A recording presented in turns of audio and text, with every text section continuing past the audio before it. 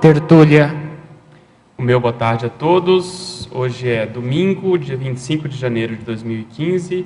Esse é o verbete de número 3.278 e ele tem 5 páginas, 39 logias e 5 máximos. O título é Código Cosmoético Profissional, dentro da especialidade Cosmoeticologia. Quem escreveu esse verbete é o professor Assir Campos. Ele é natural do Rio, trabalha como consultor em gestão empresarial, é voluntário da Conscienciologia desde 2008, professor de Conscienciologia desde 2010 e tenepsista desde 2009. Definologia. O Código Cosmoético Profissional é o conjunto de princípios, cláusulas, normas, regras, parâmetros e regulamentos homeostáticos orientadores do comportamento laboral da Consim, homem ou mulher, devendo ser aplicado pelo colaborador e ou empregador nas inter-relações cotidianas.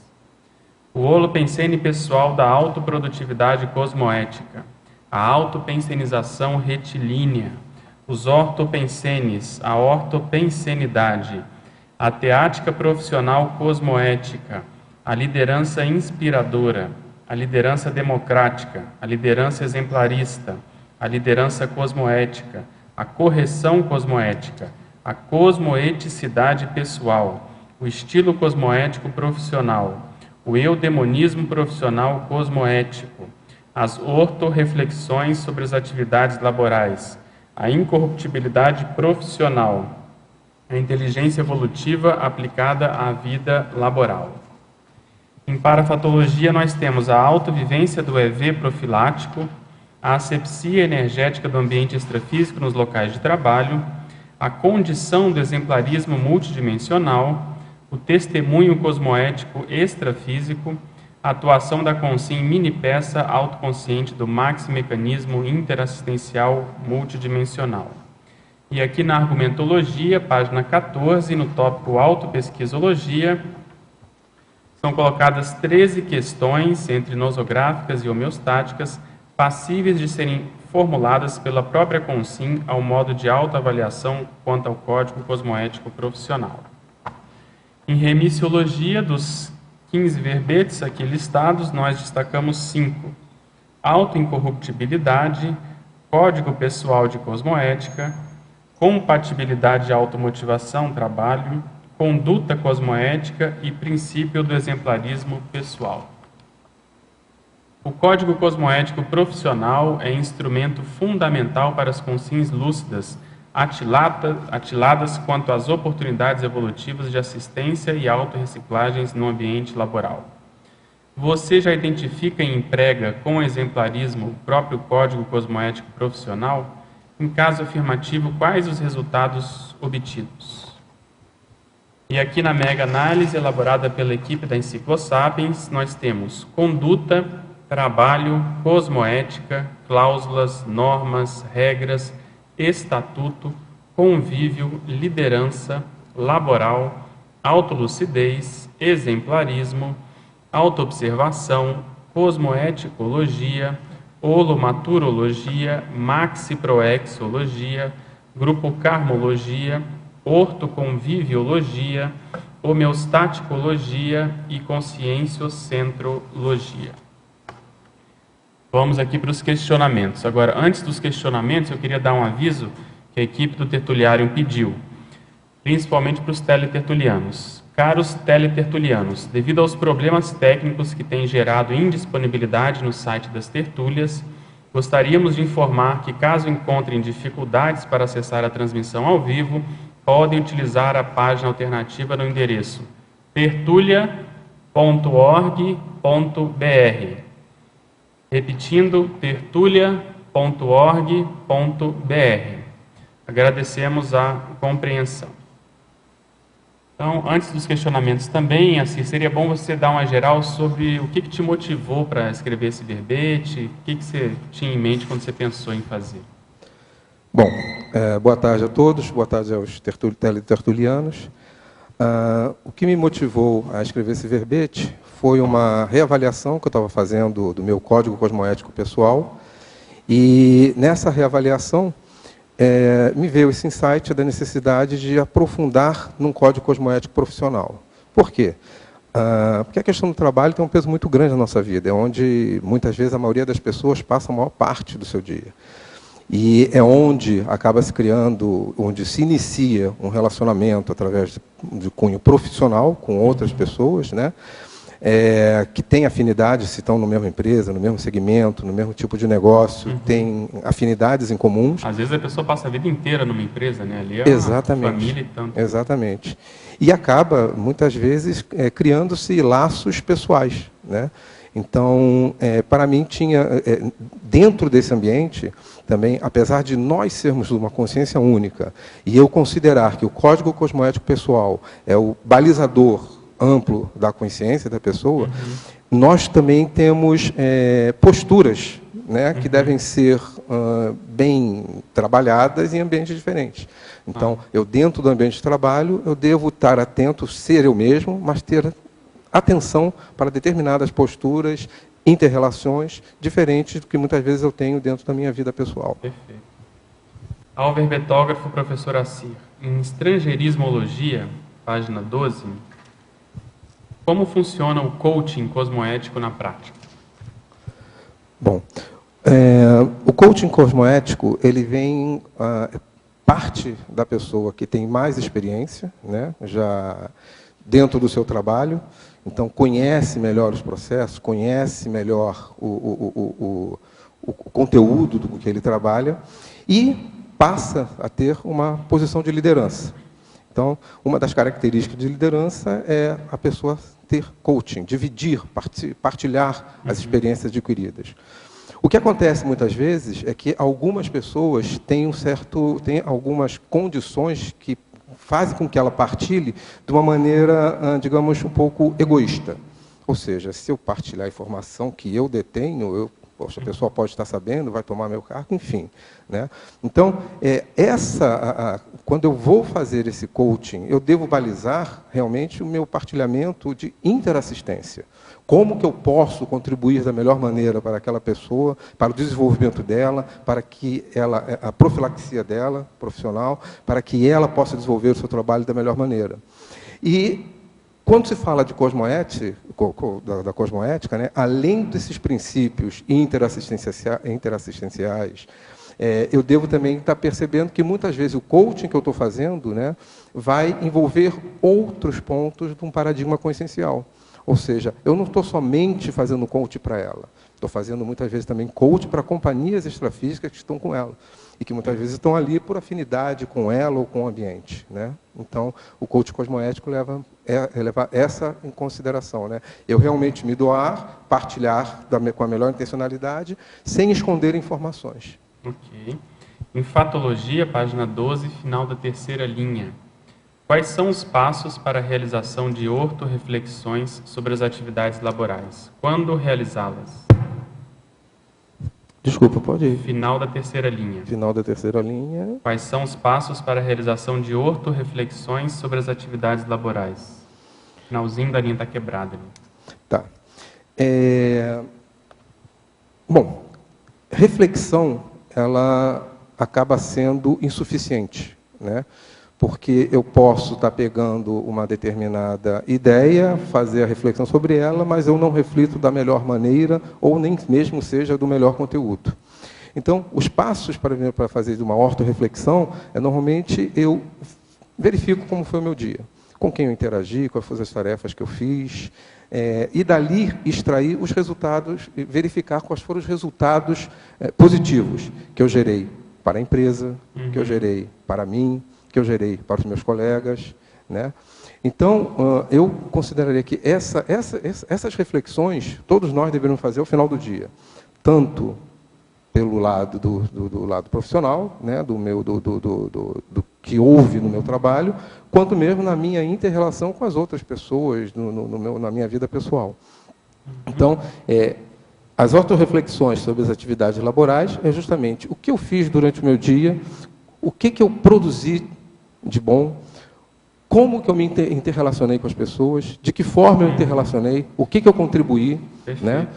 Isso aí ajuda a quebrar o automatismo, né? Porque às vezes a pessoa entra no rame-rame do dia, vai trabalhar no automático, volta, e às vezes não fica lustro para esses para esses detalhes, às vezes um encontro, às vezes uma assistência que ela ou fez ou deixou de fazer, ou eventualmente aquilo que saiu do padrão no dia, né? Aquilo que chamou a atenção. Então, se não tivesse ambiente, realmente um momento para parar e pensar, a tendência é a pessoa passar batida.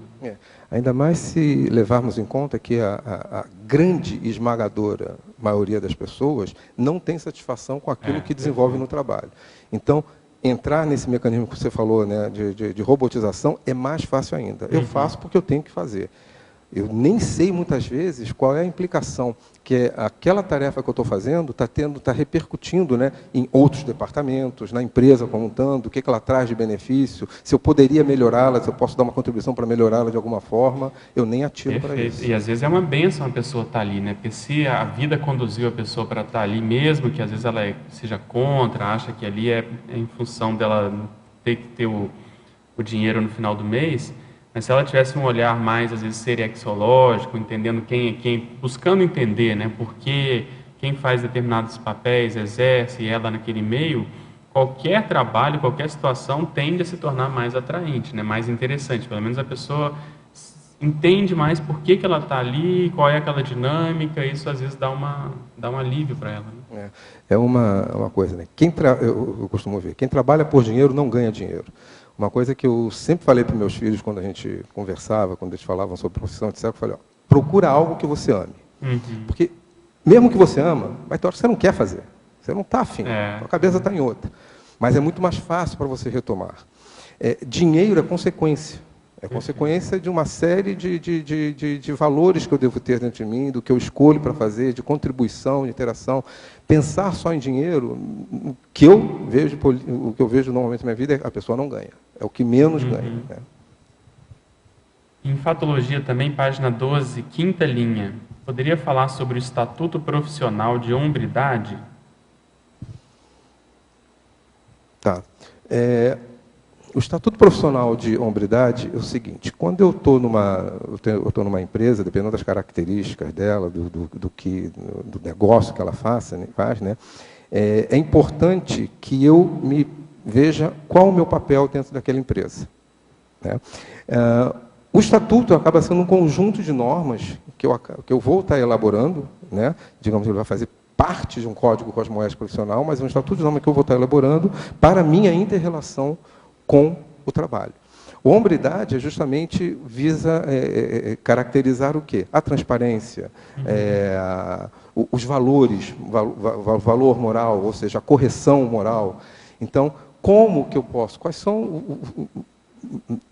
no departamento que eu esteja, com as pessoas que eu tenho relação, nas tarefas que eu faço, como que eu posso fazê-la, quais são as melhores maneiras. Então, eu já começar a me nortear, né, nesses estatutos que vai nortear o meu trabalho e as minhas inter-relações com as pessoas. Ok. E a seguir, as cláusulas de autoconduta profissional, as cláusulas da autoconduta profissional? As cláusulas da autoconduta profissional vão ter a ver com esse estatuto que eu vou estar fazendo. Né? Só que elas vão nortear muito mais, essencialmente, a minha conduta, como eu me porto dentro de um ambiente profissional. Qual é a minha dose de egoísmo? Qual é a minha dose de interação? Como eu vejo o outro? Como eu interajo com o outro? Como que eu vou me posicionar em determinadas situações, numa troca de ideias, quando eu percebo que alguém está precisando de uma ajuda, por que ele está precisando daquela colaboração? Como que eu posso melhorar, né, o meu trabalho, contribuir mais com a empresa, entender toda essa percussão. Então, como vai ser, né, eu elaborar, como vai ser a minha conduta, a minha autoconduta, né, dentro da empresa e na interação com os outros, levando-se sempre em consideração princípios cosmoéticos, né, valores pessoais que eu tenho, quais são os trafores que eu tenho, que eu posso utilizar da melhor maneira dentro da empresa, quais são os trafores que eu tenho, que muitas vezes eles podem ser estimulados na relação com os outros, e que eu deva chegar e estar atento para não deixar eles aflorarem. Legal. Tá. Agora, você na prática pega o seu CPC e especifica ali dentro uma parte profissional, ou você faz separado mesmo uma parte profissional, assim, um código profissional mais em separado? Como é que você acha mesmo? Na realidade, ele acabou ficando separado. O que acontece? Muito do meu código, do que eu trabalhei, do código cosmoético profissional, tem a ver com características do meu código cosmoético pessoal, eu como pessoa. Né? O que acaba tendo alguns diferenciais tem a ver muito com essa questão da autoconduta, ou seja, do meu comportamento na minha inter-relação com as pessoas, levando em conta as necessidades delas profissionais. Principalmente, se eu for falar, eu tenho, o meu perfil é muito de chegar devagar. Né? Tem uma parte que eu falo aqui do verbete, que é justamente a questão da força presencial. Então, tem pessoas que têm carisma, têm sua força presencial, mas se ela chega, né, o crescendo da força presencial, se ela chega num ambiente novo, com pessoas novas, com trabalho novo, mesmo que ela tenha um know-how em cima daquele trabalho, é importante que ela primeiro identifique o ambiente. Né? Se ela chega, muitas vezes, com toda aquela força presencial, muito provavelmente vai criar uma certa reatividade nas pessoas. E já existe aquela máxima, né? Principalmente eu que trabalho com consultoria, muito com parte também ligada à parte comercial, que você tem, em poucos segundos, que você sente uma pessoa. Vai aquele famoso, se o santo bate ou se não bate. E se a pessoa chega dessa maneira, para ela recuperar, ela demonstrar que, na realidade, aquilo foi um erro de dose, vai demorar muito mais tempo. Então, no meu caso, eu acho que tem toda essa questão de postura que a pessoa deve saber separar. Eu sou a mesma coisa, mas eu não posso ter um grau de liberdade que eu tenho na minha vida particular, levar também para a vida profissional. Dar uma dosada, né? Pode falar. Página 15, oitava questão, egoísmo. Ali na parte dos trafores, lucidez, desambição e despojamento. Queria que você falasse um pouco mais sobre essa questão da desambição, porque, na minha percepção, ela é neutra. Né? E quando a gente fala em trabalho, em cosmoética profissional, tudo isso, um certo grau de ambição profissional seria necessário. Né? Então, eu queria que você comentasse o porquê. Tá.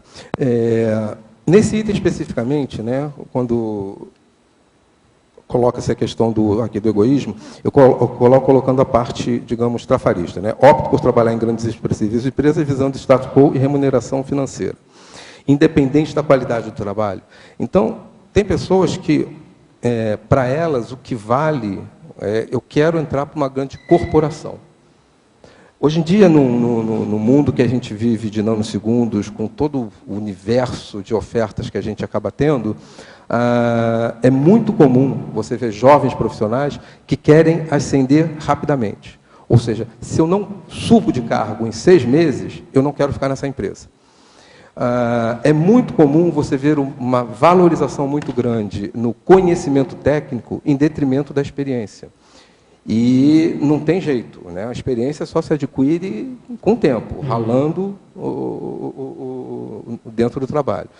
Então, essa questão da desambição é justamente que o profissional tenha muito mais uma percepção, uma identificação de o que ele gosta de fazer, se aquele trabalho que ele desenvolve tem alguma sinergia com a ProEx dele, né? Ou se vai ser nada errado que seja uma fonte, né, simplesmente de renda. Tem muitas pessoas, como no meu caso mesmo, que sou reciclante, eu desde pequeno nunca tive vocação assim específica para alguma coisa. Não tinha isso. Então eu vim fazendo uma série de trabalhos com que eu ia me identificando. Depois de grande, 40 e poucos anos, é que eu vim atinar que tinham determinadas coisas que eu sempre gostei de fazer e que elas poderiam ter sido desenvolvidas de maneira profissional. E que tinham uma relação com a minha ProEx também. Então, a questão da desambição é que a ambição de crescimento da parte financeira, ela acaba sendo muito alta, muito forte, em detrimento de outros valores. Né? Em detrimento desses valores da identificação, qual tipo de trabalho que eu faço, o que ele proporciona para a sociedade, qual é o meu papel dentro da empresa, qual é a relação que ele tem a ver comigo. Então, a questão, como você coloca, né, um pouco de ambição, ela é necessária. Eu até fiquei aqui pensando, o que poderia ser um sinônimo para trocar com a questão de ambição, porque, de muitas formas, eu concordo com você, a questão de nós querermos ser mais produtivos, de nós querermos crescer, de nós querermos até mesmo ter, que as pessoas reconheçam o trabalho, os resultados do que nós estamos fazendo, né? Mas como você comentou, é um pouco. E o que eu vejo, na realidade, é que, em muitos casos, ela é alta, ela é muito grande. A outra coisa que você... Qual foi o outro item que você queria saber? Não, foi em cima desse mesmo. Era só desambição? Te respondi? Eu só queria colocar o seguinte, eu sou da mesma área que você, sou formada em administração e sempre atuei na área de recursos humanos, eventos organizacionais, educação, essa coisa toda.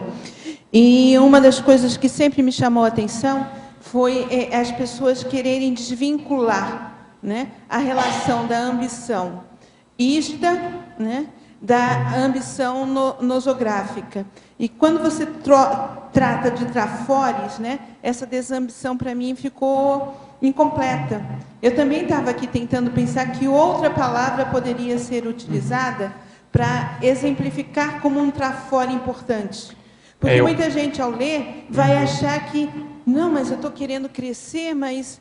Entendeu? A interpretação, de repente, de uma pessoa o que eu vejo aqui, Sueli, é que nesse contexto do egoísmo aqui que ele colocou, aí dá para entender que a ideia é a pessoa não entrar, né, nesse rolo compressor de querer crescer a todo custo, como foi esse exemplo que ele deu. Então, acho que aqui dá para ficar bem. Eu não veria que essa necessidade em função desse contexto.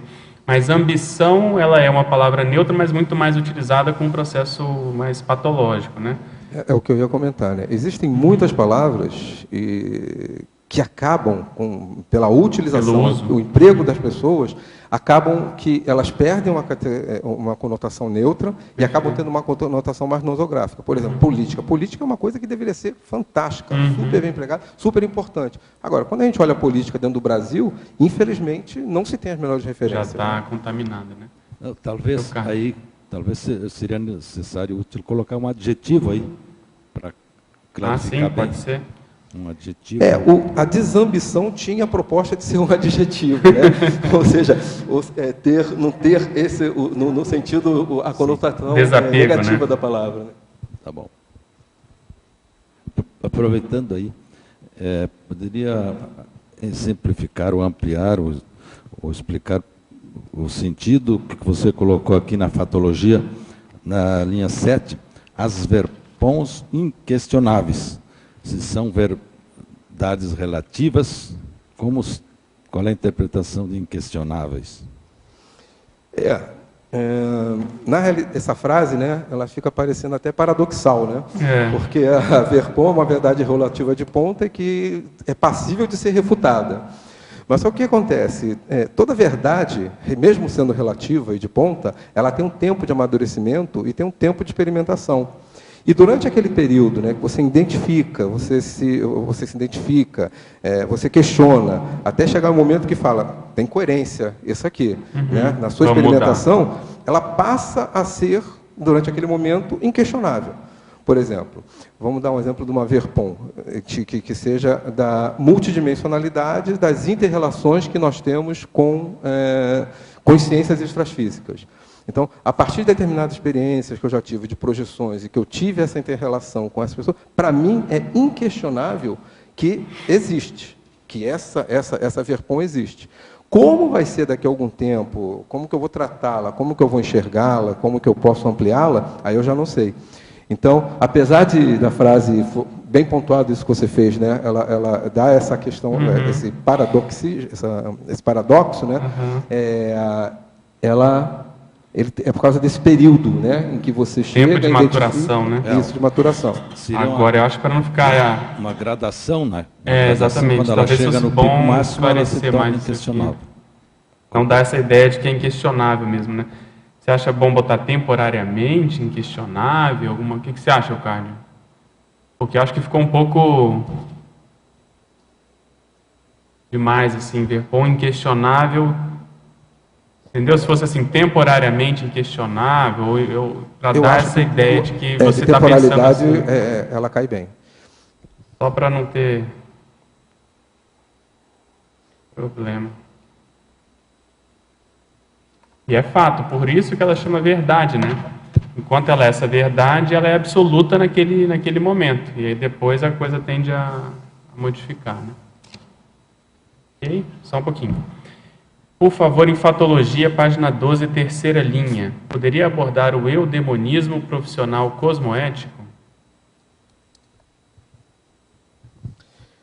Bom, o eudemonismo profissional cosmoético é aquele sentimento que eu tenho de felicidade do trabalho que eu executo, em conteúdo e em forma.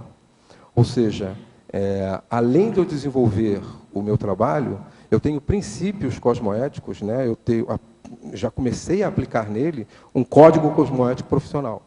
Ou seja, eu identifico nele um bom ambiente, eu identifico nele boas inter-relações, eu identifico nele um trabalho íntegro, sério, que colabora com a sociedade, que colabora com as pessoas. Eu identifico que eu posso, neste trabalho, estar contribuindo mesmo para as pessoas que fazem parte desse grupo, porque, se a gente for analisar, no fundo, o ambiente profissional é um cenário. É um cenário, muitas vezes, para quê? Para nessas inter-relações eu ter reconciliações, eu ter resgates, né? Sejam eles quais foram. Porque se eu chego e trabalho, digamos, num segmento, não é o meu diretamente, mas num segmento de marketing, como empregador ou como funcionário, e no meu entorno tem pessoas que estão trabalhando naquela área porque elas tiveram alguma afinização. Então, nós temos afinizações em comuns e essas afinizações podem estar vindo de outras vidas, né?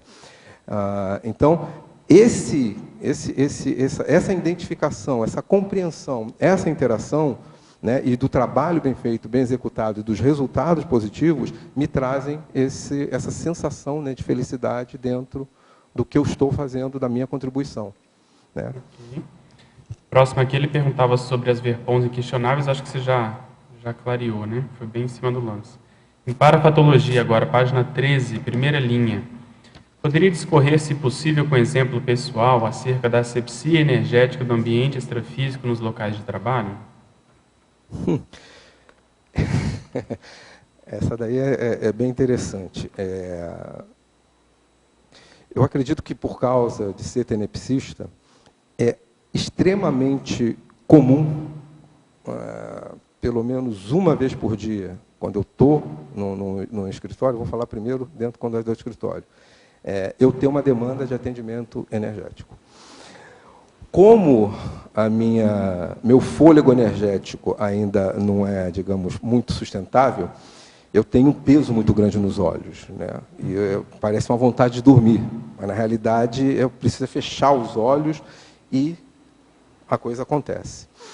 Então, aí é uma percepção que a gente vai ter, e muitas vezes eu consigo diagnosticar de onde está vindo essa demanda, se era puramente um atendimento energético, uma reposição energética para alguém que está ali dentro, se é para alguém intrafisicamente, se é para alguma consciência extrafísica que está acompanhando alguém. Mas como eu falei, é muito comum. Eu estou no ambiente de trabalho, estou fazendo minhas tarefas, daqui a pouco começa a dar como se fosse uma sonolência. Eu sinto aquele peso. E hoje em dia, porque antigamente eu chegava, sentia aí e deixava ver. Aí isso acontecia 3, 4 vezes. Normalmente não tinha ressaca energética, poucas vezes tinha. Até que nesse processo, nesse crescendo, né, eu comecei a identificar que em determinados momentos eu tinha sinalética. Hoje em dia, o que eu faço? Se eu sinto a demanda e percebo a sinalética de amparo, que é especificamente aquela parte assistencial de doação, eu deixo acontecer. Aí, ou eu vou para o banheiro, porque se eu ficar ali, os outros vão olhar, você está dormindo? Ou vou para a sala de reunião, mas eu tenho que me recolher. E é 10, 15 minutos. E eu saio como se tivesse tido uma noite de sono, extremamente revigorado. E muitas vezes, a maioria das vezes, eu não sei quem eu assisti. Qual foi a de assistência. Quando eu não tenho essa sinalética, aí eu já dou uma segurada. E, normalmente, quando é isso, é umbilical chakra. Né? Mais denso, né, o processo. É mais denso, né, a demanda. Então, comigo, o que acontece é essa parte mais específica. Né? Existem outras, que é percepção de uma alteração no ambiente. Agora, nessa condição que você relatou, vale a pena, às vezes, você tentar pescar um pouco. Se te dá essa sonolência, você tentar, ao invés de dormir, você tentar ao máximo ficar nesse lusco-fusco, que aí, às vezes, você consegue perceber mais, né, o contexto da consciência, se tem, de quem vem, qual a demanda. O que acontece? Eu não durmo. Você fica nessa condição. Não, eu preciso fechar o olho. O resto eu continuo sentindo tudo. Entendi. Porque tem a doação de então, energia. Aí melhor ainda. Mas aí eu você não está durmo. lúcido, então, mas você tem que tentar ligar mais as antenas para perceber, pelo menos, de onde vem um tiro, assim, né? Dar algum cheiro, alguma coisa assim. Eu sei que é falta de estofo energético, eu vou chegar lá, mas eu não. É muito como eu tenho dificuldade de manter o olho aberto, e aí eu fico forçando isso, eu acabo comprometendo também a assistência. Mas às vezes vale a pena você desenvolver a tela mental. Enquanto você está nesse processo, existe a tela mental. E ali, às vezes, vai aparecer. Você está com os olhos fechados, aqui forma uma tela escura. Então, existem duas posturas. Uma é você estar acostumado com aquilo e você está com o seu, vamos dizer assim, o sensório em outras condições. E outra é você olhar para essa tela. Então, quando você olha para essa tela e começa a dividir sua atenção entre aquilo que está acontecendo, o processo energético, essa demanda, essa sonolência, mas tentando olhar o que está acontecendo, às vezes podem começar a surgir imagens ali. E aí essas imagens vão te dar alguma indicação do que está acontecendo. Normalmente vem em bloco, vem a imagem, vem uma mensagem junto. Então, pode vir uma imagem de uma pessoa, vamos supor, de uma senhora, e vem a ideia de uma funcionária. Aí você acha que essa funcionária pode ter relação com aquela senhora. Então, você começa a ter alguns elementos para você depois tentar aferir, como quem não quer nada, ver se tem alguma relação. Aí conversa com a funcionária, vê como é que ela estava, pergunta, assim, para você tentar juntar as pontas, né? Mas é dentro desse processo, mas tenta pensar sobre a tela mental. Né? Legal. E complementando, normalmente eu tenho muito trabalho de visita a cliente, né? O que eu normalmente faço é chegar com uns 15 a 30 minutos de antecedência, me instalo e começo a exteriorizar as energias, principalmente se estiver em sala de reunião, para começar a dar formar um campo no local. Às vezes vem uma parapercepção, às vezes não vem. Né? Então tem um pouco de tudo. Agora, por exemplo, você comentou, acho que é um passant isso, os trabalhos de consultoria em geral são mais bem-vindos na empresa ou não? Porque às vezes, a pouca experiência que eu tenho, às vezes existe um departamento, até a chefia, até os donos da empresa que querem aquilo, mas às vezes os funcionários podem não querer, ou isso varia muito. Tem um padrão, por exemplo, que você percebe em termos de aceitação? Se eu for falar do momento atual, eu já trabalhei numa grande corporação e que, com ela, pelo universo de funcionários, que eram milhares, era mais complicado. Mas isso, em maior ou menor dose, acaba acontecendo. Por quê?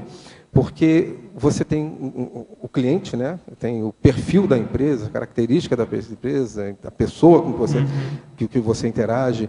E se é já um cliente que você está fazendo, digamos, serviços adicionais, né? Colocando lá, tem determinados consultores, né? Técnicos que vão fazer que olham e não. Rechaça. Provavelmente vai torcer, tomara que não feche, porque sou eu que vou ter que ir para lá e eu detesto ficar lá. Né? Então tem um pouco de tudo. Na empresa que eu trabalho atualmente, muito pelo contrário. Né? A coisa o que eu percebo, e estou lá desde junho do ano passado, é uma união muito grande, as pessoas, aquele perfil que não é o dos melhores, eu não percebi. Existe uma união, existe um querer que melhorar, aconteça, né, ser favorável, muito positivo. E isso, com certeza, contribui para caramba para o processo todo de início, de identificação, levantamento, etc., até a entrega do serviço ser mais produtivo, ser mais ameno. Legal. Poderia comentar sobre a frase enfática, por favor? Bom, a questão como eu comentei ainda agora, a grande maioria das pessoas não é satisfeita com aquilo que faz. Existe até uma incoerência, né, na questão do que se chama de dia útil, porque, no fundo, as pessoas torcem para que chegue sexta-feira e torcem para que não chegue segunda-feira. Então, o dia útil, na realidade, é o dia que elas mais são infelizes. Procurar algo que se goste já é um fator primordial para que você atraia, né, para você algo mais positivo. E que esse trabalho, você então tenha motivação, tenha estímulo para produzir, para ir, para interagir. Quando tem essa motivação e tem esse estímulo, consequentemente, você fica mais fácil aplicar um código cosmoético. Ou seja, você ter atenção, né, para quem está envolvido naquele trabalho, que não são só as pessoas com quem você está interagindo, mas muitas vezes companhias extrafísicas que estão com ela. Você querer o melhor para aquela empresa, você querer ser uma melhor mini peça naquele maxi mecanismo para que o resultado seja mais positivo. Então, é muito importante que a pessoa não se veja dentro desse contexto somente como eu tenho que fazer isso aqui. Sim, eu sei fazer por quê? Porque eu tenho que fazer, porque me mandaram. Então, eu vou fazer. Né? Então, saindo desse universo, ela começa a perceber melhor quais são as oportunidades evolutivas que ela tem ali, principalmente de reconciliações. Né? Como eu falei ainda agora, no fundo, o ambiente de trabalho é um grande cenário para que as pessoas se encontrem, se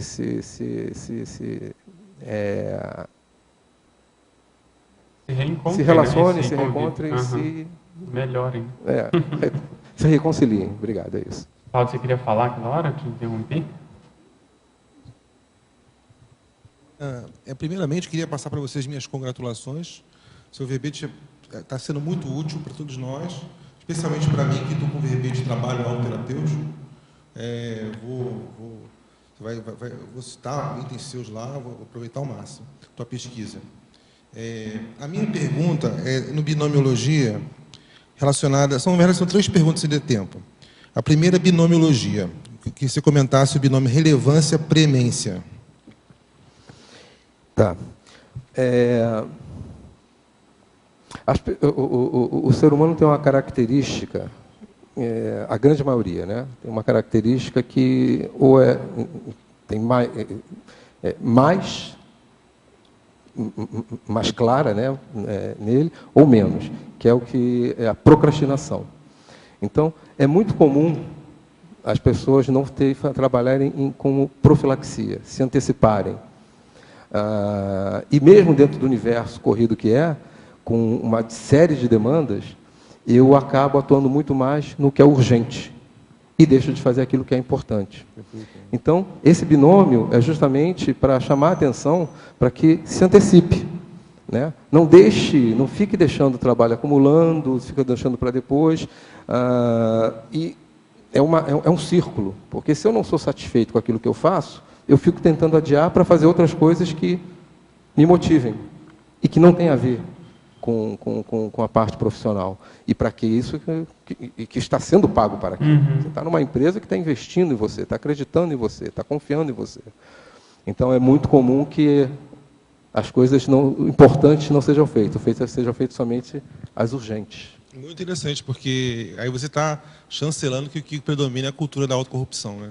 no trabalho. Né? Sim. E a ideia era exatamente inverter isso, pegar a questão da saúde, passar a saúde para o trabalho, a questão da sanidade, a motivação sincera. Muito bom. Agora, na legiologia, você fala da lei da atração dos opostos. Poderia comentar? Tá. Existe tanto a lei, né, dos afins quanto a dos opostos. O importante é achar o equilíbrio. Qual a relação disso no verbete? Qual a relação dessa lei no verbete? Isso. O importante é achar esse equilíbrio. Quando eu estou num ambiente profissional, eu vou encontrar pessoas que vão ter ideias divergentes das minhas. Mas se eu tenho um abertismo para ouvir aquelas divergências, provavelmente eu vou encontrar pontos que vão complementar aquilo que eu vejo como o mais indicado, o mais correto no trabalho. Né? Então, a questão dessa atração dos opostos é justamente essa complementariedade e que cria a evolução da pessoa. Tá? Eu acho que não dá para ser tão oposto a ponto que não se identifique nada em comum e possa criar uma relação saudável, né?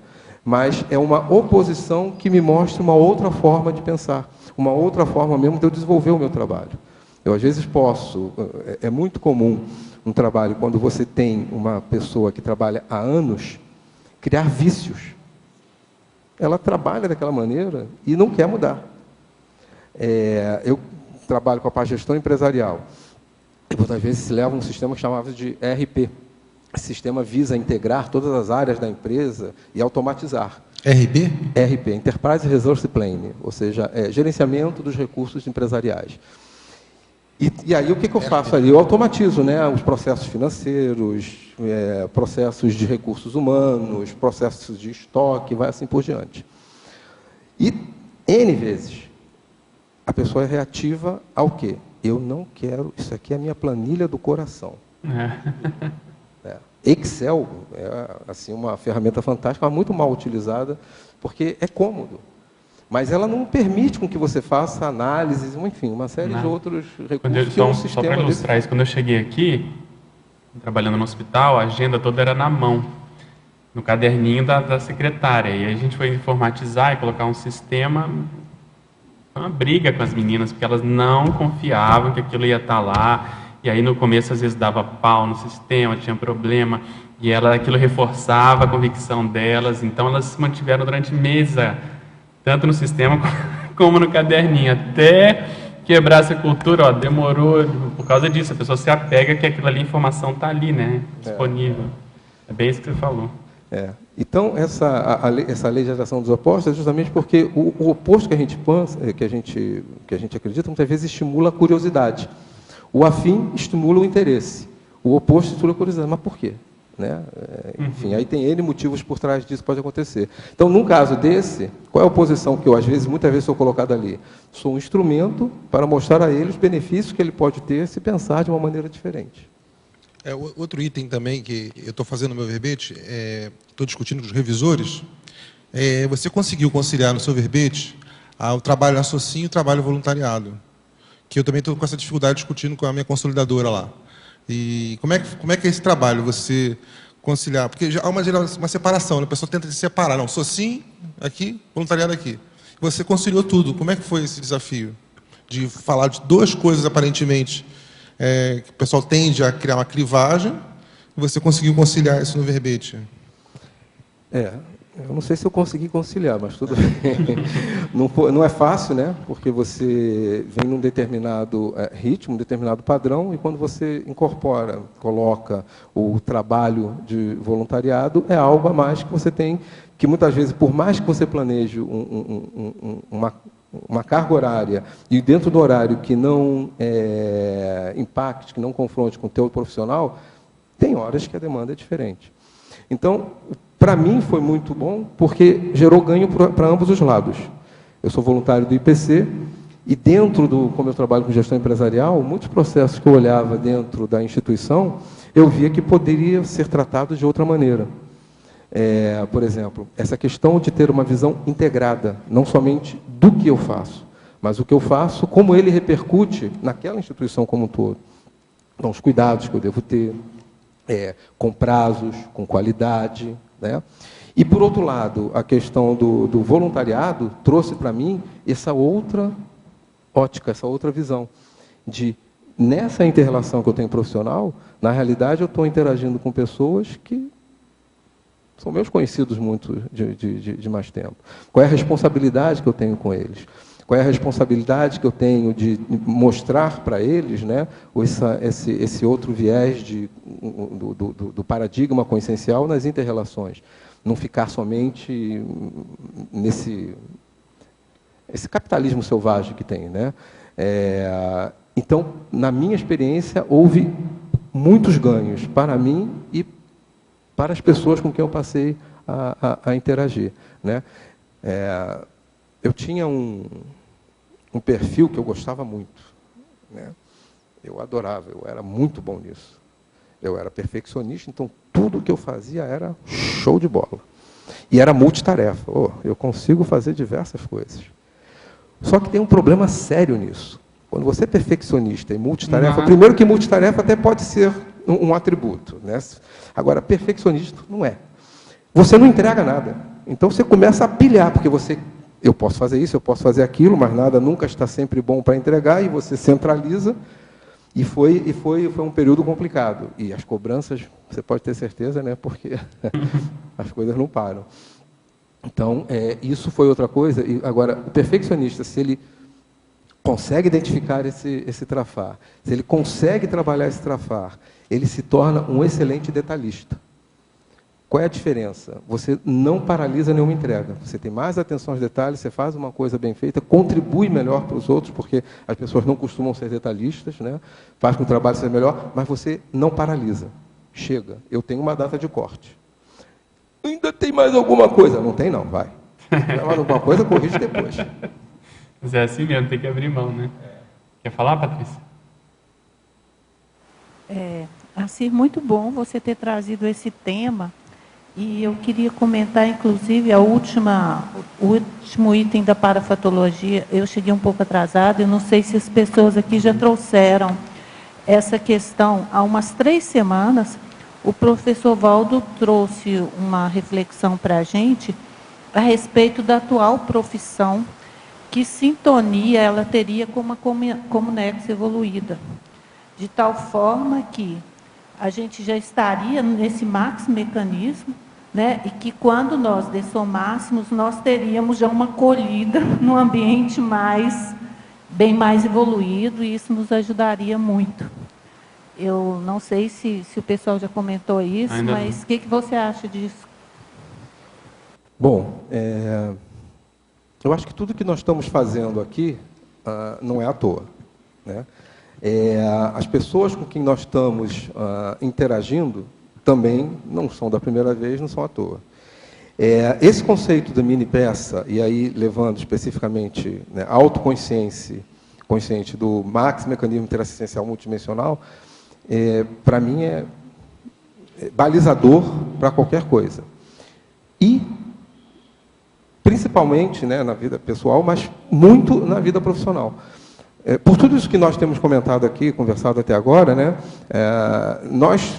existem as tarefas individuais e que elas repercutem no todo, né, no nosso entorno, na empresa como um todo. E se eu estou desenvolvendo um trabalho, por exemplo, eu durante muito tempo achava que uma característica que eu tinha, que eu não gostava muito dela, era a timidez. Mas eu não me permitia ficar tímido, né? Tem 2 coisas que eu senti na minha vida e que eu sempre trabalhei para que, está aqui do meu lado, pode me dar um conselho, mas não vai tomar a frente, é a timidez e o medo. Então, eu percebo, sinto, mas não deixo de fazer. E, no fundo, depois, mais para frente, fazendo uma autopesquisa, eu vi que, na realidade, não é que eu tenha timidez. O que eu tenho, na realidade, eu tenho a característica, eu sou introspectivo. Eu não gosto de tumulto, eu não gosto dessas pessoas, não sou pessoa da noite, amanhã, para mim, é o melhor né? É onde eu estou mais produtivo. Eu tenho aquela coisa que eu vou realmente durante o dia, chega, né? 10 de noite eu gosto de estar em casa, gosto de estar na minha, gosto de fazer uma coisa mais tranquila. Então, essa característica, e quando eu acabei indo para um trabalho muito de consultoria, de relacionamento com pessoas, de ter que encontrar pessoas, muitos dele comercial, visa justamente o quê? Trabalhar esse outro lado. Eu nunca fiz essa analogia. Muito pelo contrário, né? Eu achava até que era uma coisa... Eu fui me encontrar com... Eu não queria trabalhar com vendas, até mesmo porque, quando eu era pequeno... Eu vou chegar lá para te responder, tá? Mas, quando eu era pequeno, eu queria ganhar dinheiro, queria ter meu dinheiro, e meu pai era ao contrário. Meu pai detestava dar dinheiro. Ele achava que dinheiro tinha que ser uma conquista, tinha que ser um merecimento. Então, ele não gostava de dar mesada para os filhos. O que ele fez? Pegou os conceitos lá, as notas, que antigamente era A, B, C, D e E, e falava A vale tanto, B vale tanto, C vale tanto, D desconta tanto, E desconta tanto. Eu nunca fiquei negativo, mas também não, dos 4 filhos não era o que recebia a maior mesada. Então eu fui procurar coisas alternativas para fazer. E ele trabalhava com vendas.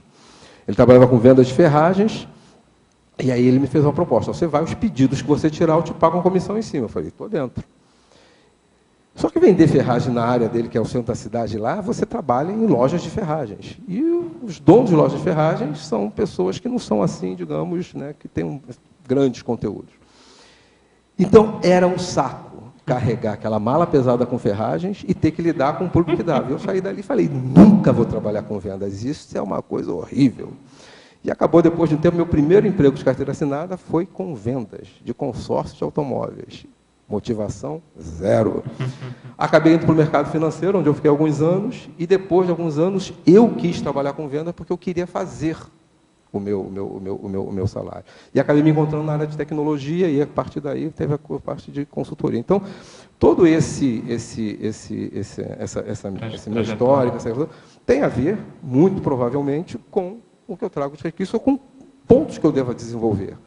E isso que a gente vai estar levando, essa bagagem que eu vou estar levando, que me ensina cada vez mais a interagir melhor com as pessoas, eu não tenho dúvida que vai ser super importante e oportuno na próxima intermissão, no que eu tenha que ter de relações com outras consciências extrafísicas. Principalmente por causa do contato, né?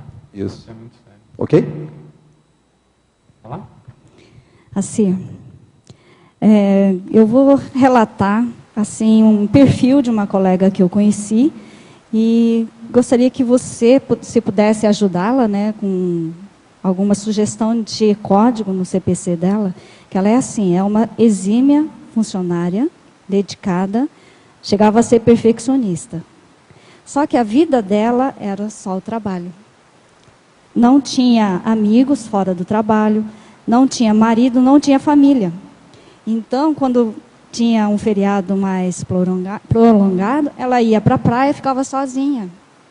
Né? Então, o que eu percebia nela? Síndrome de burnout. Então, eu acho que ela se encaixa nesse item 12, né, de robotização, porque a vida dela era trabalho. Então, se você conversava com ela, a gente conversava com ela, o assunto só era assunto de trabalho. Então, chegava a ser cansativo.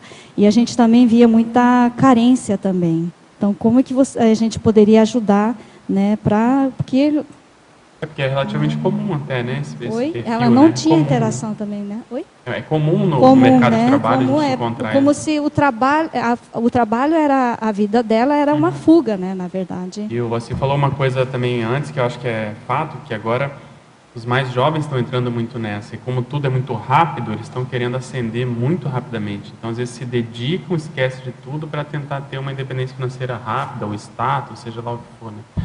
Mas vale a pena você comentar isso aí. Bom, ela é aquilo que se chama do workaholic, né? A questão, existem, eu acho que perfis de workaholics, né? São aquelas pessoas que muitas vezes realmente identificaram algo que elas amam e acabam extrapolando na dose e esquecendo sua vida pessoal, as pessoas também do seu convívio, né? No caso dela, primeiro é importante identificar se essa workaholic é causa ou consequência. Muitas vezes ela pode ter um perfil mesmo de baixa autoestima, de dificuldades de relacionamento com as outras pessoas, e que faz com que ela faça aonde? Ela mergulhe no trabalho. Eu não sei o segmento que ela trabalha, não sei qual tipo de trabalho, mas tem trabalhos que são muito desenvolvidos só pela pessoa, de uma maneira isolada, né? E tem outros não, que na realidade requer um trabalho de equipe. Então, essa a questão dela, ser workaholic, e que traz todas essas dificuldades que você comentou, de chegar no momento, caramba, eu quero ter o meu horário de lazer e eu não tenho ninguém. É fato para muitas pessoas. Isso leva a uma grande melancolia, né? E se for consequência, como eu falei, dessa dificuldade de relacionamento dela, seja com ela mesma ou com os outros, isso só vai agravar. O quadro fica pior. Então, é difícil eu falar alguma coisa mais... Você pode falar qual é o segmento dela? O que ela trabalha? Se é um trabalho mais de equipe? O trabalho dela, ela conseguia desenvolver individualmente, não precisaria muito de uma relação de equipe, né? Mas ela atendia o público. Então, nessa relação, ela tinha dificuldade de interagir com as pessoas. Presencial. Agora, mas ela ganha era muito dedicada. por produtividade, ou é mais um salário fixo? Salário fixo. Fixo, né? E às vezes a pessoa entra nisso quando tem produção no meio e comissão. Isso. Nossa, na minha área, o povo quase infarta, Se a né? pessoa estiver, porque ela já está próxima de aposentar e não percebe isso, né? E não está aberta para sugestões, é bem complicado. E se a pessoa estiver desviada da ProEx dela, mais difícil ainda. Né? E o tempo passa muito rápido, né? Normalmente as pessoas não percebem quando vão acordar, estão se aposentando, estão com uma idade muito maior do que gostariam. Às vezes o que para é um infarto, o câncer, a doença, né? Alguma trauma, né? Como é que é ela com relação ao paradigma consciencial? Não aceita nem a sugestão do trabalho, né? É complicado, é um quadro que não é muito difícil se encontrar por aí. E se a pessoa não tem o abertismo para sair disso, para tentar enxergar que existem outras formas, né, dela se relacionar fora do ambiente de trabalho, porque às vezes é aquilo, ela se tornou tão boa no que ela faz que acabou. Ali ela se sente segura. Então ela se relaciona com o pessoal, né, os clientes, o pessoal do trabalho, porque ali ela nada de braçada. E às vezes a própria empresa também se acomoda, porque aquela pessoa é tão boa que ela toma conta daquilo e todo mundo, né, relaxa. Né? Isso que você falou é uma coisa que acontece bastante. Mas vem cá, o cara é muito bom. Você não vai promovê-lo? Se eu promovê-lo, vou colocar quem no lugar dele? Então ele se torna refém justamente, né, da qualidade dele. Então, falar alguma coisa para ela seria se ela está no ambiente de trabalho, ela tem que ampliar o leque de pessoas com que ela se relaciona. E aí deveria estar começando justamente se ela não tem uma vida pessoal através do próprio trabalho. Ou seja, aí dependendo da empresa, de quem sejam as pessoas, muitas vezes tem aquela coisa, sair de noite, vamos fazer um programa junto, ou começa com almoço, que às vezes se ela tem dificuldade de relacionamento, pelo menos almoço tem hora de início e de terminar. Né? E como tem que comer, acaba tendo que ficar um bom tempo também sem precisar falar. Mas é um início para ela começar a se relacionar. Agora, ela tem que ter ela tem que estar com abertura, um mínimo de abertura para isso. Ela tem que querer isso. Se ela não quiser, é um quadro difícil. Se ela não enxergar que aquelas pessoas, que ela também, com a experiência, eu não sei, por exemplo, um outro comentário que a gente teve, né? Se ela essa profissional qualificada que ela isso é visto dentro da empresa dessa maneira, se as pessoas têm ela como referência, e ela pode também, uma forma de se aproximar, justamente dividindo, né, esse conhecimento, compartilhando, fazendo o coach. Exatamente. Às vezes tem que pegar alguém mais próximo, né, que tem intimidade com ela, para tentar quebrar isso, né? Você pode falar, Eliana. Você acha que é possível a pessoa ter um código cosmoético profissional dentro de uma empresa anticosmoética? Como é que é isso? Você entende? Você entendeu a pergunta? Entendi. Sim. Bom, eu não devo, pelo menos, deixar com que o ambiente modifique meus valores. Eu tenho meus valores. Sim. E esses valores, eles devem ser mantidos. que acontece? Se eu trabalho dentro de uma empresa anticosmoética e identifico isso, eu tenho uma responsabilidade maior de tentar sair. Eu tenho duas coisas. Tem o que foi falado hoje, o infiltrado, né? Como é que eu trabalho como infiltrado ali. Certo. Opa, isso aqui não é para mim, mas eu posso dar uma colaboração, então vou dar uma colaboração durante um tempo. E começo a fazer esse trabalho de disseminar, né, novas formas de ver, tentar mostrar à empresa que ela pode trabalhar de uma outra maneira, de uma outra conduta, e continuar mantendo os resultados dela, né? Enfim, é um trabalho para começar a fazer. Agora, se eu vejo que não está surtindo efeito, que muito pelo contrário, né, eles querem que eu entre na deles, aí eu preciso começar a me posicionar, botar meu nome no mercado, procurar headhunter, enfim. Então, se eu não tenho certeza absoluta que eu sou infiltrado anticosmética, isso pode ser também uma desculpa. Não, eu estou infiltrada aqui. Eu estou lá na empresa que produz armas, lá como psicóloga. Não, mas eu vou mudar isso aqui. Conversa para boi dormir também, às vezes, né? É um negocinho, assim, quer fazer um negocinho. Talvez, negocinho, exatamente. Eu coloquei, que hoje eu estou aposentada, me dedico integralmente ao voluntariado, felizmente, no meu código, né, cosmoético profissional, que eu nem chamava assim, que você está querendo esse nome, não trabalhar em empresas anticosmoéticas, em princípio, né? Até porque eu não tinha essa ideia de, né? Surgiu oportunidade para trabalhar em empresas que, né, eu via claramente que os produtos eram anticosméticos, nocivos, né? Produtos que causavam mal para as pessoas. Então, abrir mão disso, não importa o salário, não importa. Eu acho que isso pode ser, né, talvez um dos primeiros itens, né, de um código cosmoético profissional, né? Principalmente para os mais novos, né? O pessoal que está escolhendo carreira ainda, né? Tem isso já desde cara, não cai em roubada. Isso sem dúvida. Não, por exemplo, tem gente que vai se esconder. Ok. Não, você trabalha na Souza Cruz, mas poxa, Souza Cruz fabrica cigarro. É algo mais do que dito de que faz mal, etc. Não, mas olha só, eu não vendo cigarro. Eu não fumo. Eu não vendo cigarro. Eu só trabalho ali na área de não sei o quê. Autocorrupção. Acho que tem que ter bastante cuidado, né? Esse processo já vai começar na seleção. Porque eu posso, na realidade, entrar para uma empresa onde o produto ou serviço deles seja bom, seja íntegro, seja cosmoético, mas quem conduz o negócio não seja assim. Aí tudo bem. Aí eu já entrei mal. Agora, a outra coisa, eu olho assim, você está indo para uma entrevista em quê? Eu estou indo para uma entrevista no Matadouro, em Toledo. Bom, já começou. Estou falando isso aí. Hoje teve na minha tertúlia aí. Então, já estou começando errado. Eu já sei que o que aquela empresa trabalha não é o melhor trabalho. Eu posso dedicar meus esforços a algo mais cosmoético. E tem um setor bem delicado, eu sei porque eu fui funcionária pública, o funcionalismo público, né? Há funcionários públicos cosmoéticos dentro de uma estrutura maior, anticosmoética, assim, em base, em tese, né? E há também funcionários públicos anticosmoéticos em estruturas cosmoéticas. Então, é bastante delicado, né? A gente também não pode generalizar jogar demais, tudo, né? O funcionário público, não, nem pensar, é tudo do mesmo, né? Tá farinha do mesmo saco.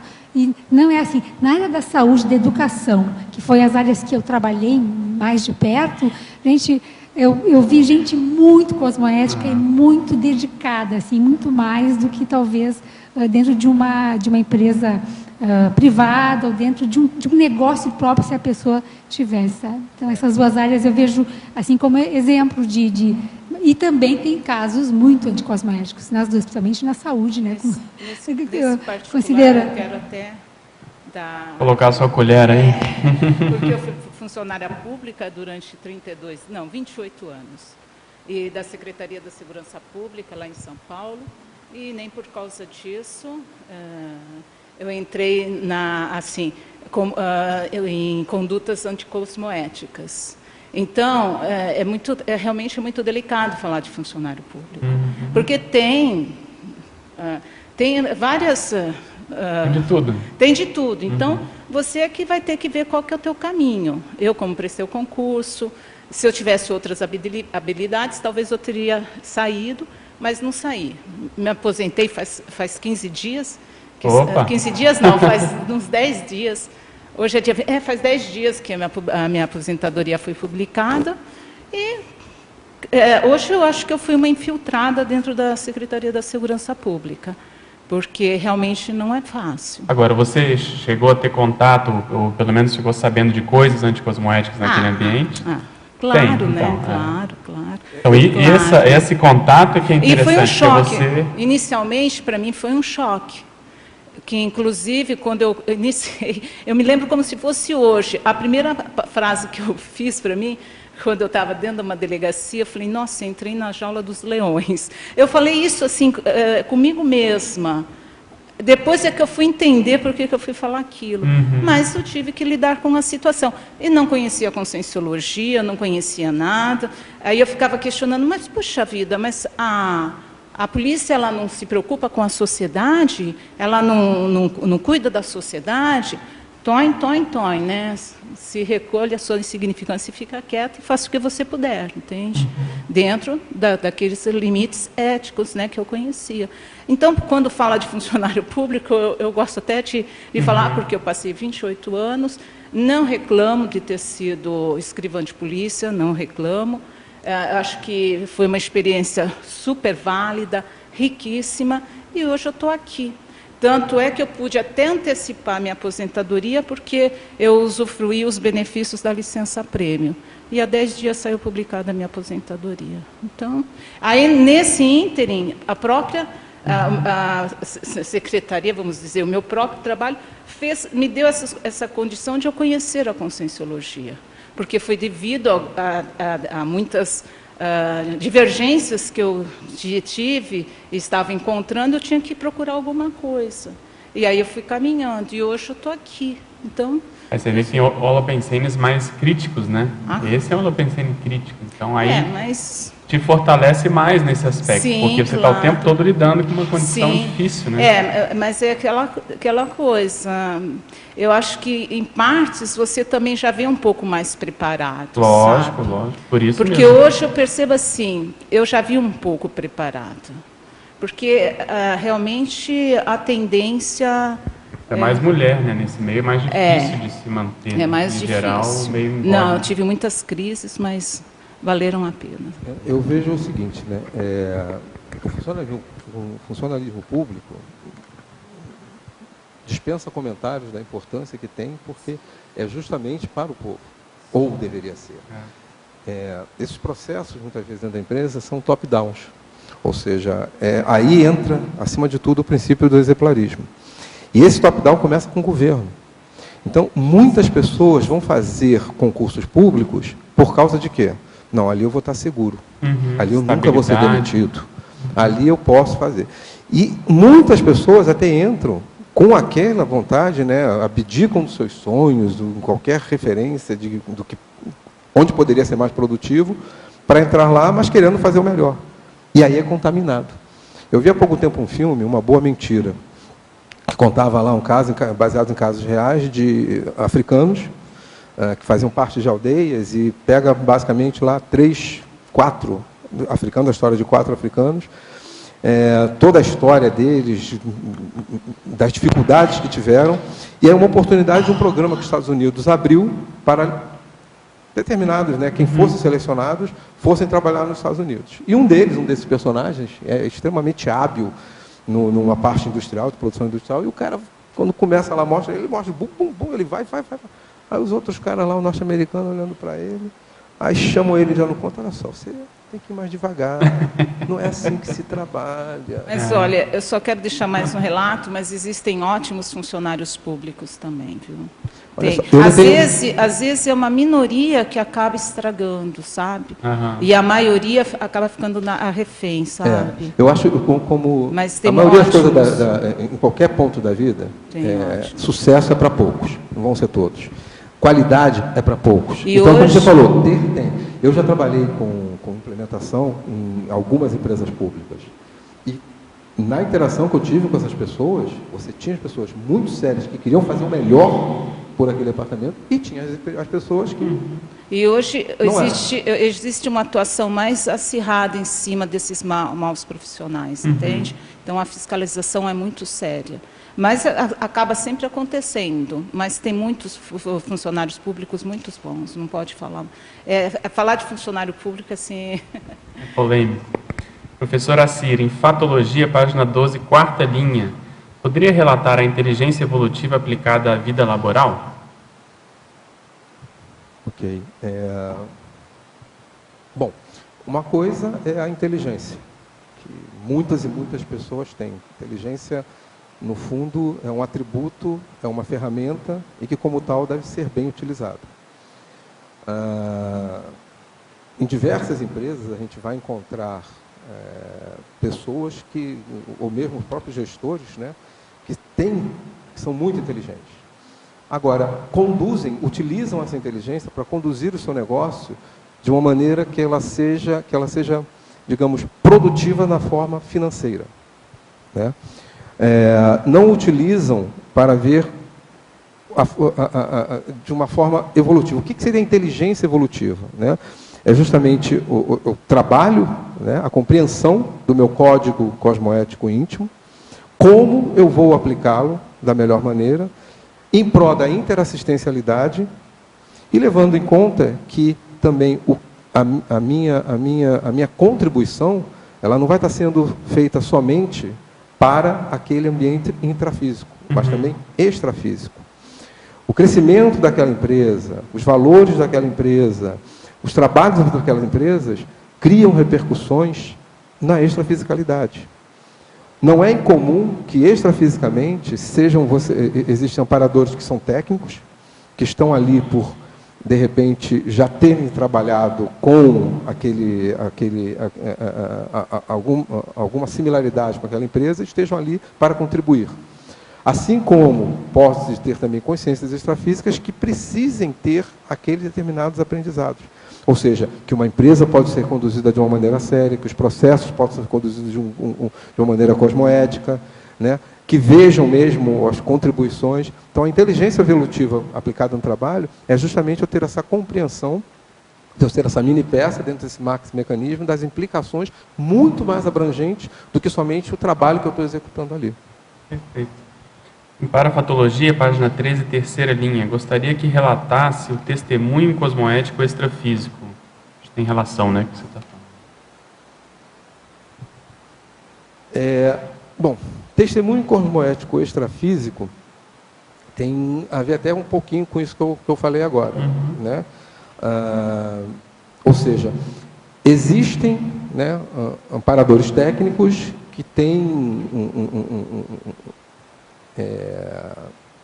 digamos, responsabilidades, né, por dar um apoio para colaborar com que aquele ambiente, com aquele trabalho, com aquela empresa seja produtiva, né?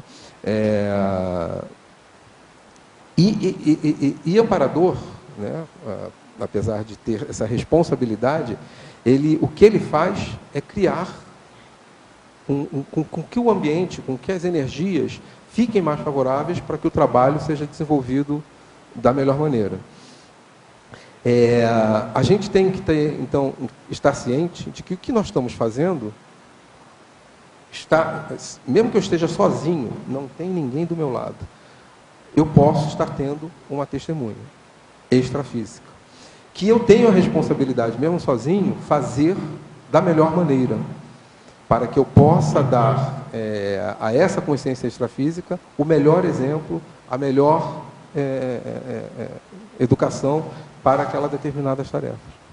Bom, só queria dar um aviso novamente, nós falamos no início, pode ser que alguém tenha se conectado há pouco, para os teletertulianos, que devido a problemas técnicos que nós temos tido, e tem gerado indisponibilidade no site das tertúlias, nós gostaríamos de informar que, caso encontrem dificuldades para acessar a transmissão ao vivo, podem utilizar a página alternativa, no endereço tertulia.org.br. Repetindo, tertulia.org.br. Queria divulgar também hoje, no Cine Cognópolis, vai ter o filme Bola de Fogo, com Gary Cooper e Barbara Stanwyck.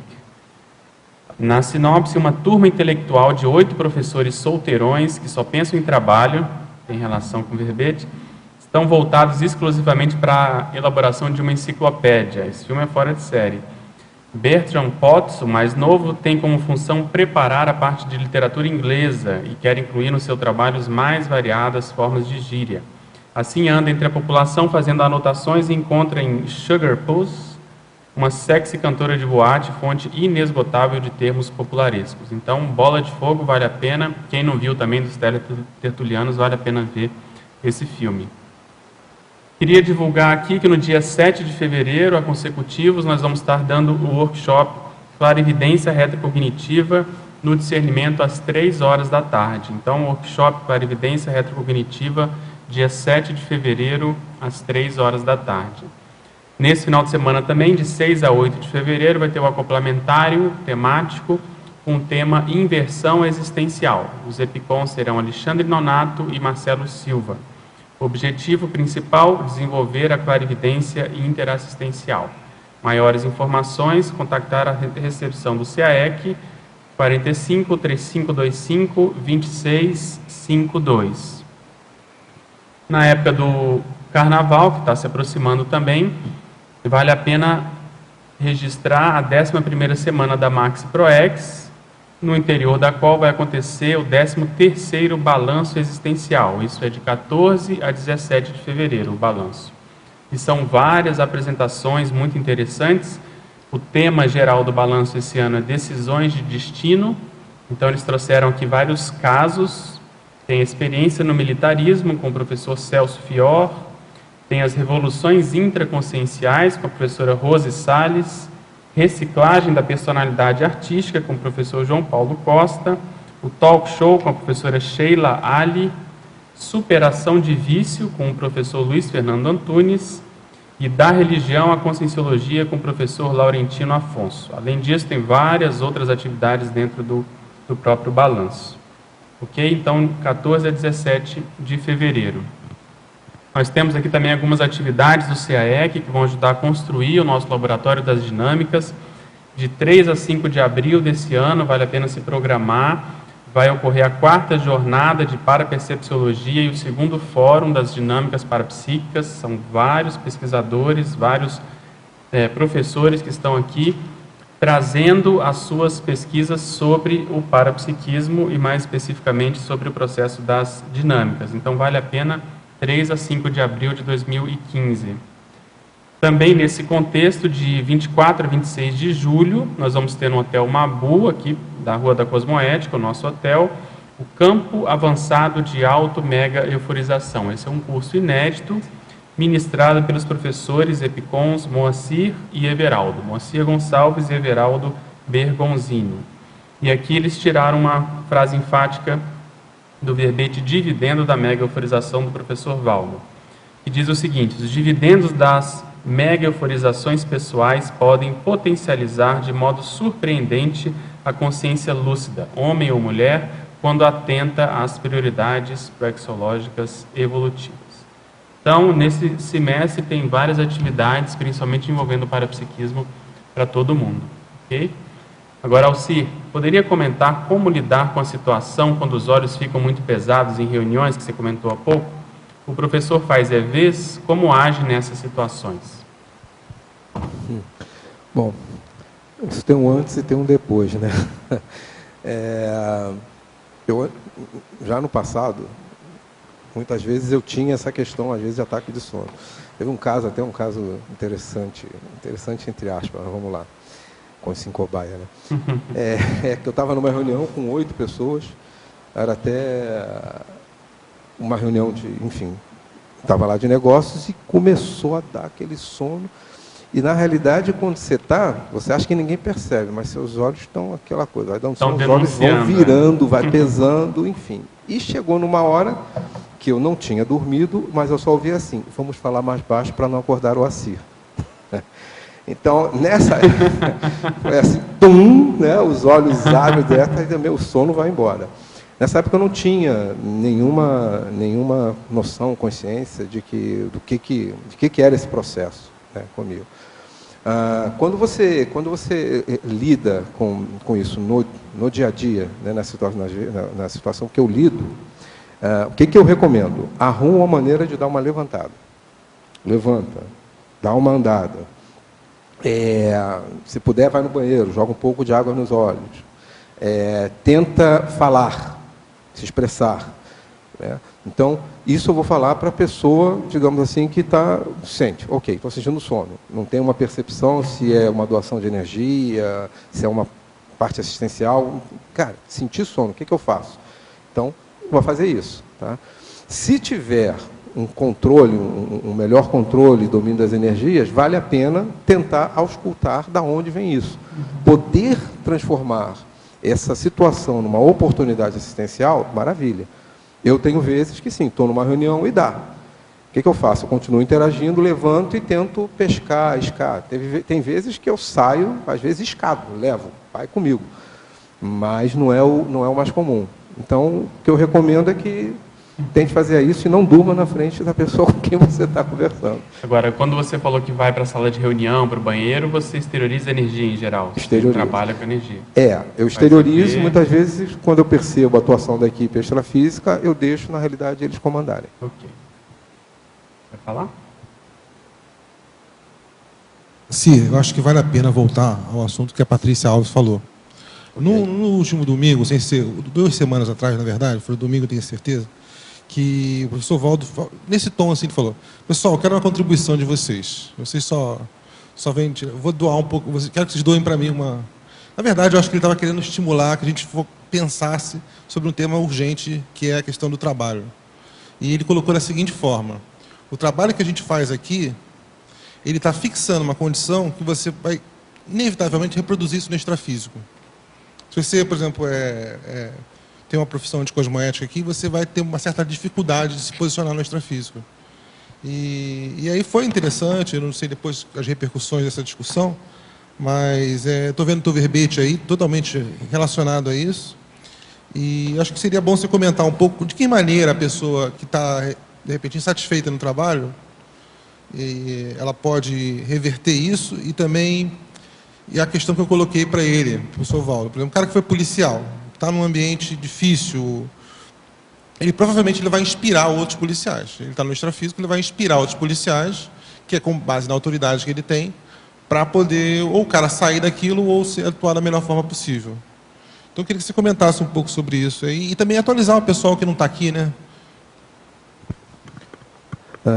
Bom, eu vejo o seguinte: tem situações que vão ter que ser tomadas decisões drásticas, sérias, chatas, e que muitas vezes, para sair dessa condição de estar trabalhando num local anticosmoético, ou com um trabalho, né, não somente o local, mas o próprio trabalho ser anticosmoético, vai ter que pagar um pedágio.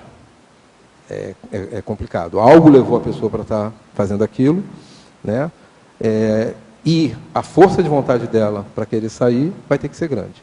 E muitas vezes pode ficar um tempo sem uma remuneração financeira, ou fazer algo que, de repente, ela não se identifique tanto, mas por uma necessidade de subsistência. Né? O que a pessoa deve sempre procurar é que esse trabalho possa ter uma relação com a sua ProEx. Ok? Trabalho não é ProEx, ProEx não é trabalho. Eles podem ter uma relação. Ou eu posso estar fazendo o meu trabalho, que aí não é um trabalho profissional, como um trabalho de voluntariado. Não é um trabalho profissional, mas é um trabalho que está alinhado com a nossa ProEx. E, em paralelo, eu desenvolvo algo para a minha subsistência para fazer o meu pé de meia. Mas isso, até foi em cima do como o que a Eliana falou, se está num local, se está desenvolvendo um trabalho num local anticosmoético, eu acho que tem que sair. Agora, aí já começa na seleção. O local para onde eu estou indo, eu já identifico isso, mesmo assim eu quero ir? Tem necessidade? De repente não está querendo pagar um preço a mais. Agora, eu, na realidade, entro, porque de fora parecia que estava tudo ok. Eu tive uma vivência dessa.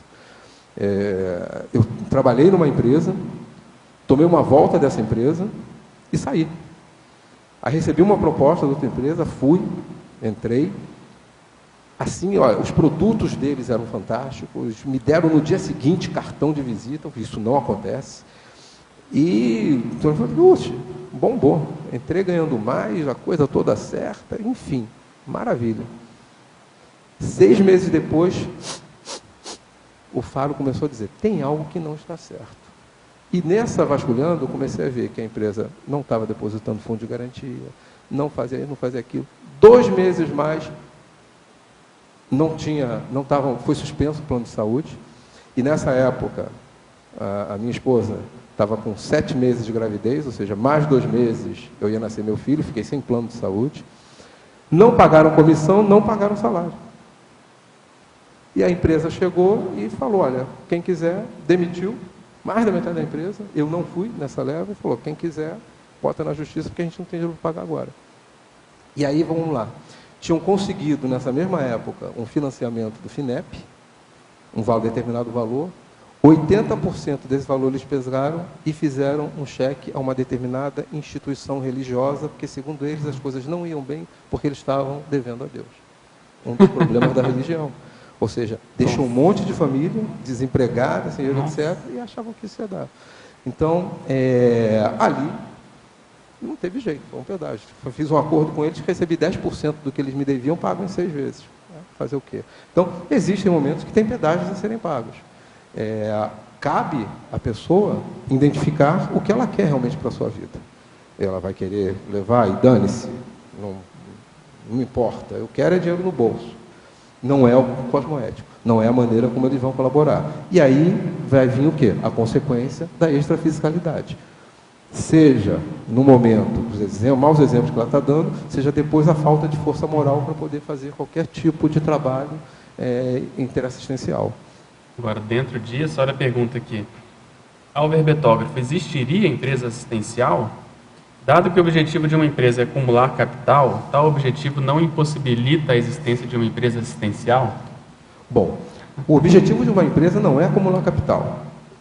Primeiro, empresa não existe relações entre CNPJs. Relações são entre CPFs. Então, se o objetivo da, entre aspas, empresa é acumular capital, é o objetivo do dono da empresa. Então, não é esse o objetivo. O objetivo de qualquer empresa é produzir, deveria ser, produzir um bem ou um serviço de qualidade e que atenda às necessidades das pessoas. Necessidades íntegras, cosmoéticas, que sejam positivas. Esse tem que ser o objetivo de qualquer empresa. Se ele não é, tem um desvio.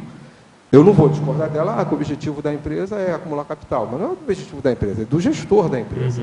O objetivo, às vezes, de ter... É lógico que a maioria das empresas tem que ter um objetivo de lucro, até mesmo para poder pagar seus funcionários, para gerar novas demandas, poder gerar pesquisa e desenvolvimento. Para sobreviver no mercado, aquilo perpetuar.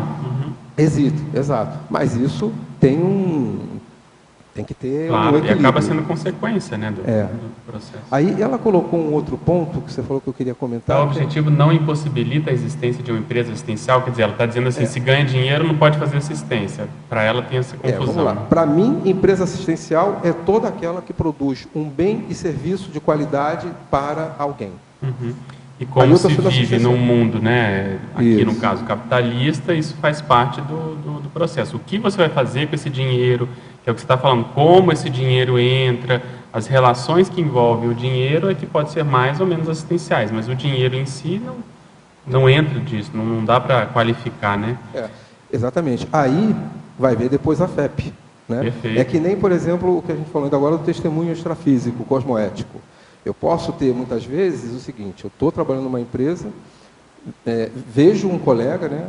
Eu estou falando na primeira pessoa, mas não que eu faça isso, muito pelo contrário. Mas vejo uma pessoa que ela comenta algo inovador, acho uma boa ideia, eu vou, pego aquilo e apresento para a diretoria, a empresa faz e eu recebo todos os louros. Maravilha, entre aspas. Você vai receber uns bônus aqui na interfisicalidade. Agora, na ficha evolutiva pessoal, os pontos vão para quem criou, não para a pessoa que fez isso. E ela vai perder os pontos. Vai ter um demérito. Agora, só fechando, então, existe empresa assistencial que acumula capital, sim, né? Só para deixar claro ali. Sem dúvida. Professor Assir, em Autopesquisologia, página 14, o item 5, convivência, segunda linha. Como conviver, entre aspas, naturalmente com as divergências inerentes à diversidade consciencial presente no ambiente de trabalho?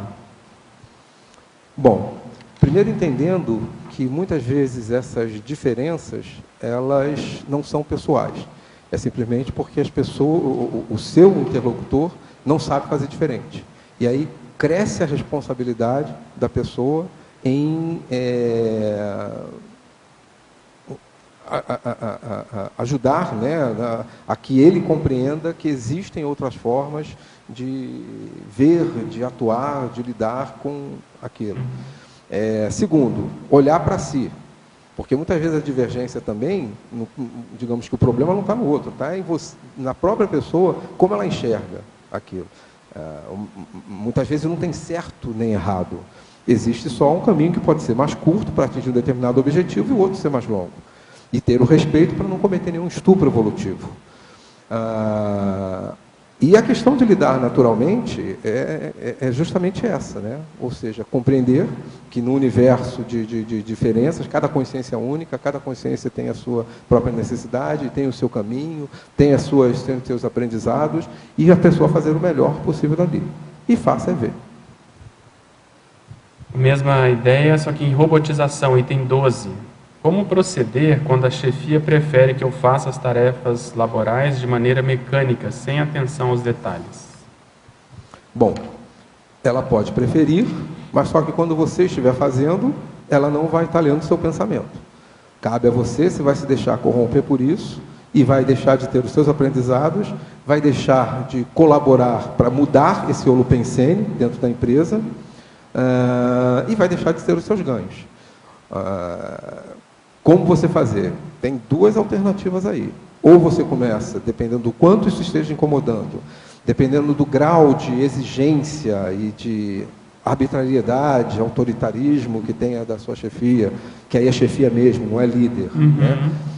Se eu te imponha e você vai procurar algo que você possa contribuir melhor, ser mais produtivo, poder se desenvolver mais seus potenciais, ou tentar, né, justamente, se verificar que tem ainda algo a cumprir dentro daquele trabalho, daquela empresa, tentar fazer da melhor maneira possível. Ele não precisa controlar os seus pensamentos. Uma coisa é o que ele diz, faz isso. Ok, você vai fazer da sua melhor maneira. No fundo, pessoas assim, o que elas querem é saber o resultado. Perfeito. Professor Assir, fui contratado por uma empresa cultural, que a administração é leiga, mas o mantenedor é uma ordem religiosa. Minhas opiniões são bastante respeitadas. Faço bastante encaminhamentos extrafísicos. Essa relação pode carregar algo de anticosmoético? Se quiser que eu repita. Deu para entender, né? Eu acho que a administração é leiga, mas o mantenedor é uma ordem religiosa. Tem algum problema nisso? Bom, no final, apesar do mantenedor ser uma ordem religiosa, não dá para saber qual é o produto ou serviço. Ele falou cultural, uma empresa cultural. De uma certa forma, ela se sente produtiva e ela vê que faz assistência. Pelo que ela está comentando de fazer encaminhamento, quer dizer, parece também ser uma pessoa com conhecimento do paradigma consciencial, de multidimensionalidade, etc. Se ela não está se sentindo... O final da pergunta que ela gostaria de saber... Essa relação pode carregar algo de anticosmoético?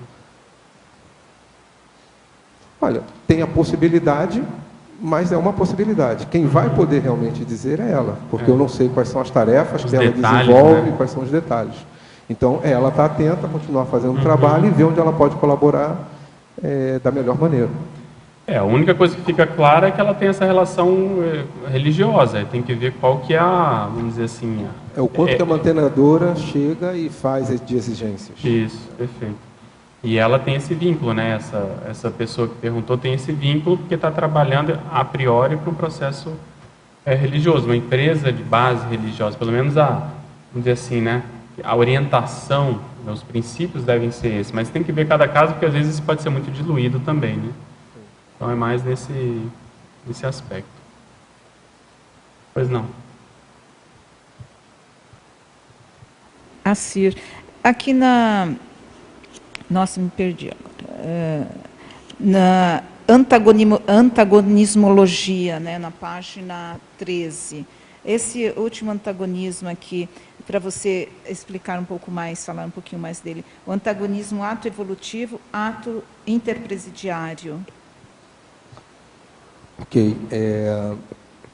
Como até foi comentado,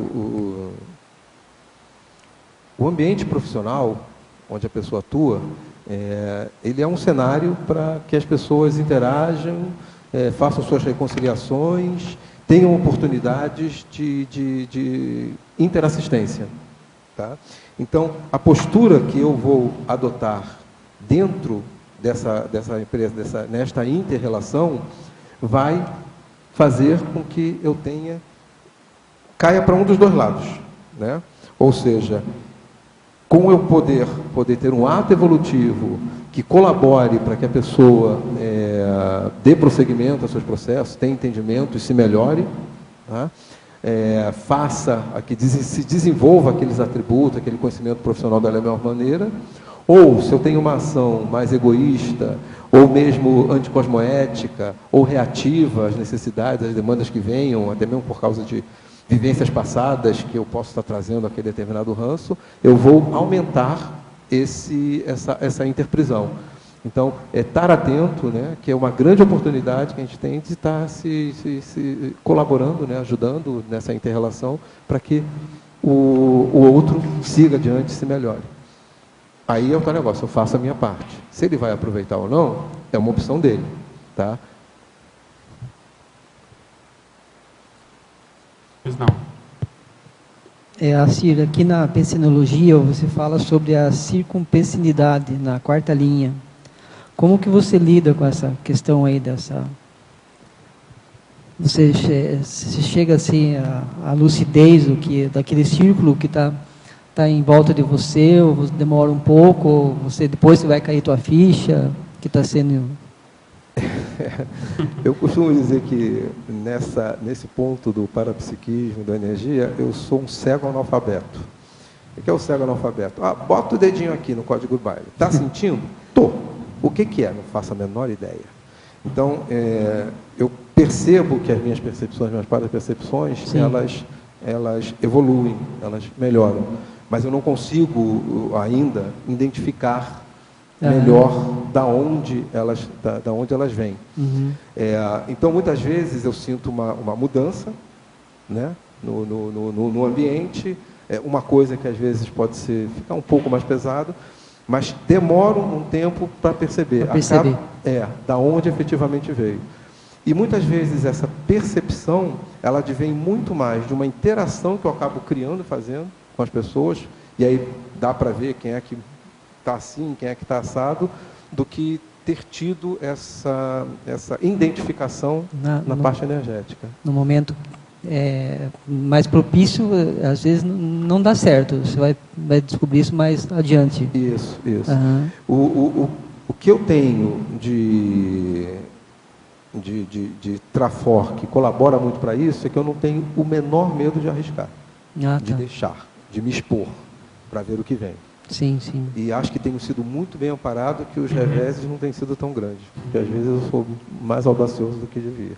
Mas estou aprendendo a usar essa audácia de uma maneira mais comedida, que eu me exponha menos e, consequentemente, também exponha menos o meu interlocutor. Uhum. Ok. Poderia comentar sobre a exemplologia? Os dois exemplos? Página 14.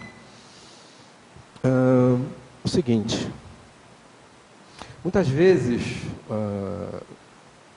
no caso primeiro, né, o Código Cosmoético Profissional Básico, o aplicado pela consciência trabalhadora inexperiente com intencionalidade sadia no ambiente laboral.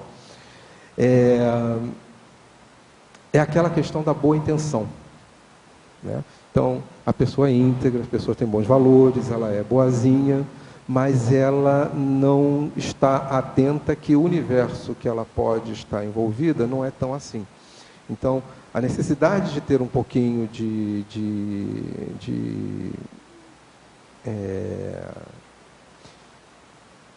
Na realidade... Malícia no bom malícia, sentido. Isso, exatamente, obrigado. De ter um pouco de malícia é importante para que ela mesma possa começar a inferir qual é a real intencionalidade daquela outra pessoa. Então, muitas vezes, quando está começando, não está acostumado ao mercado de trabalho, ela chega lá e, como ela tem essa índole boa, ela também, muitas vezes, carrega na dose de ingenuidade. Perfeito. Então, abre informações a seu respeito, indevidamente, que pessoas que não têm uma boa, que não têm uma cosmoética, pode utilizar de maneira indevida. Então, isso é a coisa assim, que já tem, digamos assim, uma semente positiva, isso, uma boa predisposição, mas que precisa trabalhar, amadurecer isso para não ficar também de boba, né? E a outra, que é o Código Cosmoético Profissional Avançado, é aplicado pela Conhecimento Trabalhadora experiente, madura, com teática da ortointencionalidade no ambiente laboral. Então, é aquela pessoa que já trabalha, já tá no mercado profissional há um bom tempo, é uma pessoa saudável, é uma pessoa experiente em interrelacionamentos, é uma pessoa experiente em termos de conhecer os processos da empresa, da onde ela está, mas é uma pessoa que também, o que ela pode ver que não seja cosmoético, ela não se deixa corromper, ela mantém os valores dela. E cada vez que ela vai interagir, que ela vai fazer um coaching, seja seu subordinado, seja com seus pares, ela vai levar esses princípios da inteligência evolutiva como valores, né, para fazer esse compartilhamento de conhecimento. Agora, na sua experiência, você acha que... Lógico que existem os dois casos, mas... há uma tendência da pessoa, sempre que sai de uma empresa, essa pessoa, por exemplo, às vezes até que mais experiente, que já conhece, a pessoa que está numa empresa há muito tempo e já conhece muito da cultura da empresa. Eu vejo alguns casos que o fato da pessoa sair e promover essa crise de crescimento para ela e para a empresa tende a ser muito bom. Mas eu não tenho noção se isso é comum, se isso é sempre bom. Você tem uma ideia? Entende a pergunta? Se essa renovação ela acontece de modo mais frequente ou não? Normalmente vem de fora assim, de cima para baixo, a pessoa é demitida. Como é que é isso? O nível de autorreciclagem da própria pessoa, que ela mesma se impõe? Tá. Vou falar da pessoa e antes vou fazer um preâmbulo com relação à empresa. Existem empresas que o que elas fazem? Justamente para fazer essa reciclagem, para tentar aproveitar o melhor de si, de cada profissional dela, ela troca, mesmo seus diretores, de áreas. Então, às vezes, um diretor técnico vai para uma diretoria comercial e vice-versa. Para quê? Para que eles possam aumentar os seus aprendizados, ter uma nova visão, uma experiência, ter uma nova visão que, de repente, pode enxergar pelo vício, né, do outro que estava há muito tempo, enxergar um determinado vício, uma nova alternativa, uma melhor forma de gerir, e isso faz com que a empresa tenha um ganho. Ponto disso que muitas vezes requer um tempo de amadurecimento disso, porque o paradigma da pessoa está ainda muito voltado para o trabalho anterior dela. No outro caso, uma pessoa que saia, que tenha trabalhado durante muito tempo numa determinada empresa, ela acumule a sua experiência, tenha o conhecimento, isso tem duas vertentes aí, né? Ela pode ir para o mercado de trabalho e contribuir para uma empresa nova, né, com aquela experiência dela. E aí é importante também que ela traga a experiência, mas aplique a experiência claro, não da maneira como estava naquela empresa. Perfeito. Não vai tentar reproduzir ipsis literis o que ela sabe, mas isso. Não vai ficar usar o conhecimento, mas dividir, né, implementar naquela nova empresa dentro do modelo que possa ser atual do mercado. Porque, às vezes ele estava há 25 anos numa empresa, só que o mercado, o conceito de administração e etc. se renovaram. E a pessoa precisa se renovar, né? Então, tem esse lado que ela pode contribuir. Aí vai depender justamente desse apertismo dela. Como ela também pode ser refém. Só fez aquilo, só sabe fazer aquilo, e que no mercado atual não tem espaço para aquilo. E ela não se renovou. E hoje em dia, um bom exemplo de empresa, a gente pode ver uma Kodak.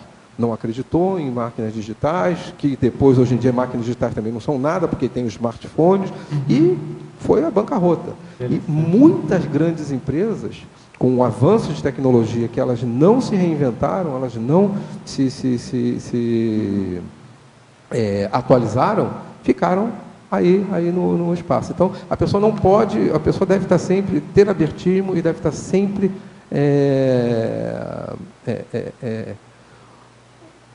atenta, né, para onde que o mercado está se encaminhando, como é que ele está mudando, quais são as oportunidades. Agora eu vou fazer a mesma pergunta no contexto do voluntariado. Qual que é a sua opinião? Tem pessoas que, vamos supor, se identificam com uma IC e ficam anos ali numa IC e tudo flui, pode mudar depois ou não. Tem pessoas que já têm experiências diversificadas. Essa pessoa que tem experiência diversificada, às vezes é porque não achou ainda a sua ProEx, a sua IC, mas vamos supor que a pessoa lá no fim acaba achando. Como é que você vê isso dentro do voluntariado? Essa, vamos dizer, oxigenação, ou mesmo essa pessoa que fica muito tempo também acaba pegando muito da tradição daquela IC? Como é que você enxerga isso? É mais ou menos por aí, a mesma coisa. Eu acho até que eu posso me citar como um bom exemplo nisso.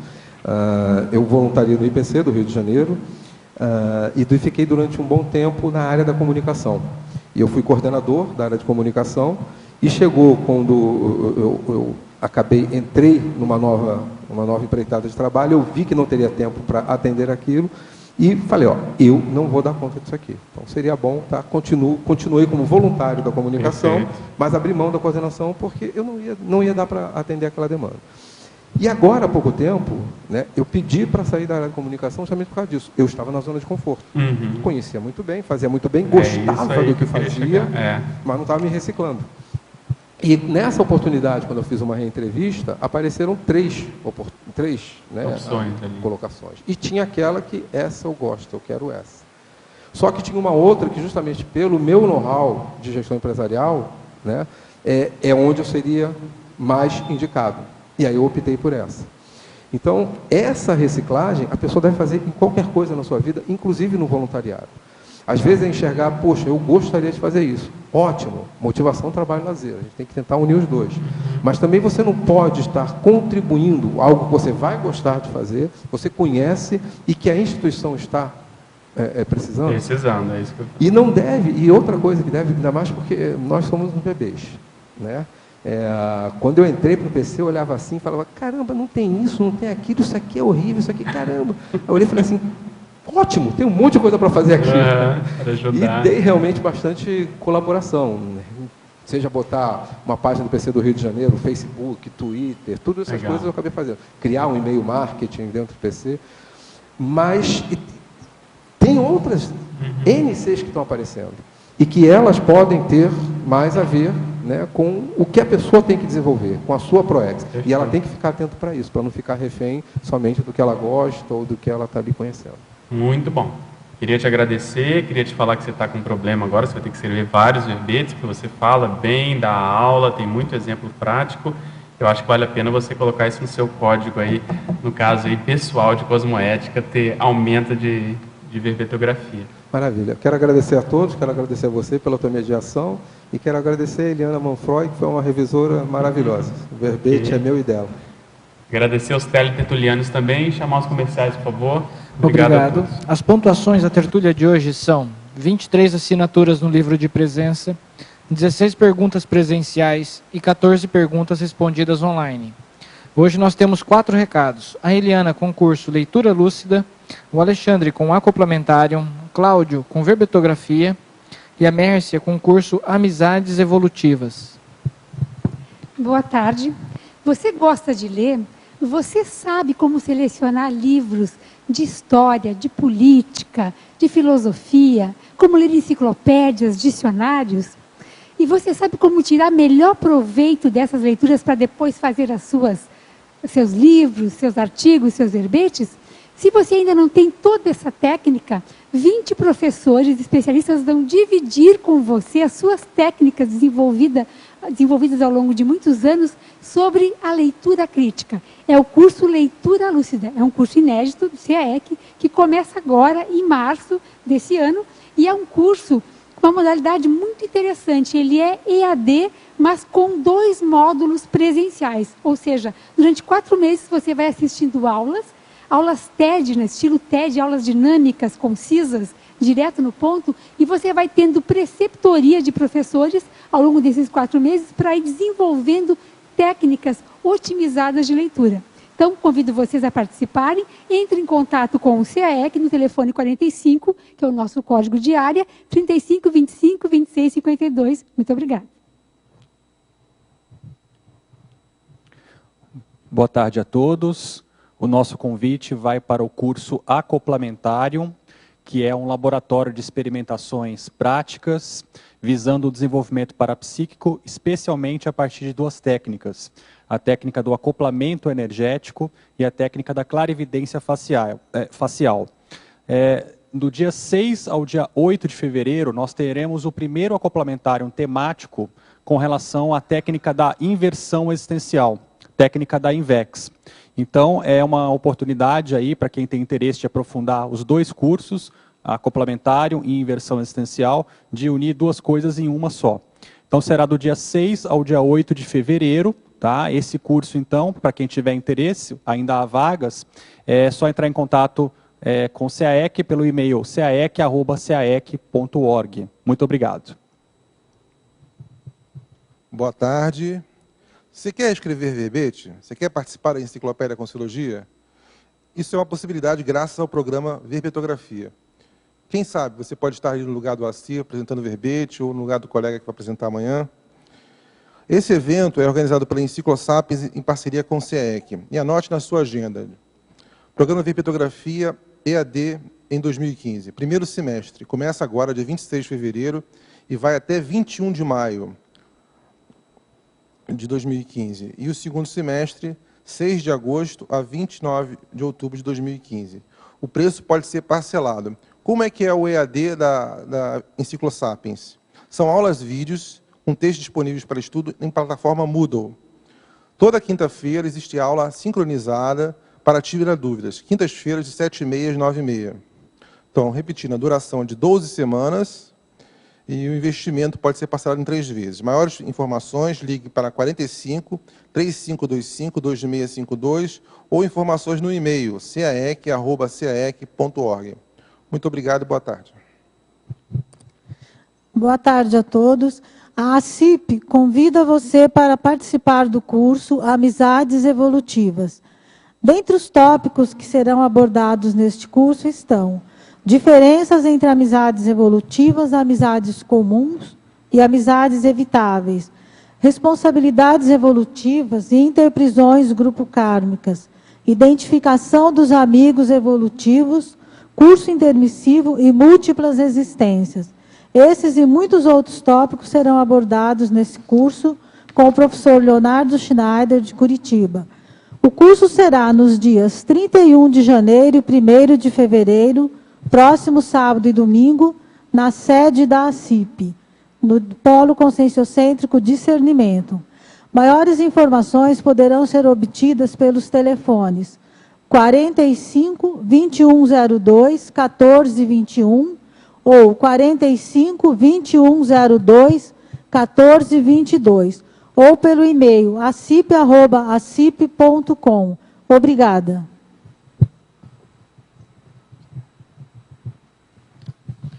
Para amanhã, teremos o verbete Câncer de Mama, especialidade Patologia, e a verbetógrafa Rosimere Vitoriano. Muito obrigado e boa tarde a todos.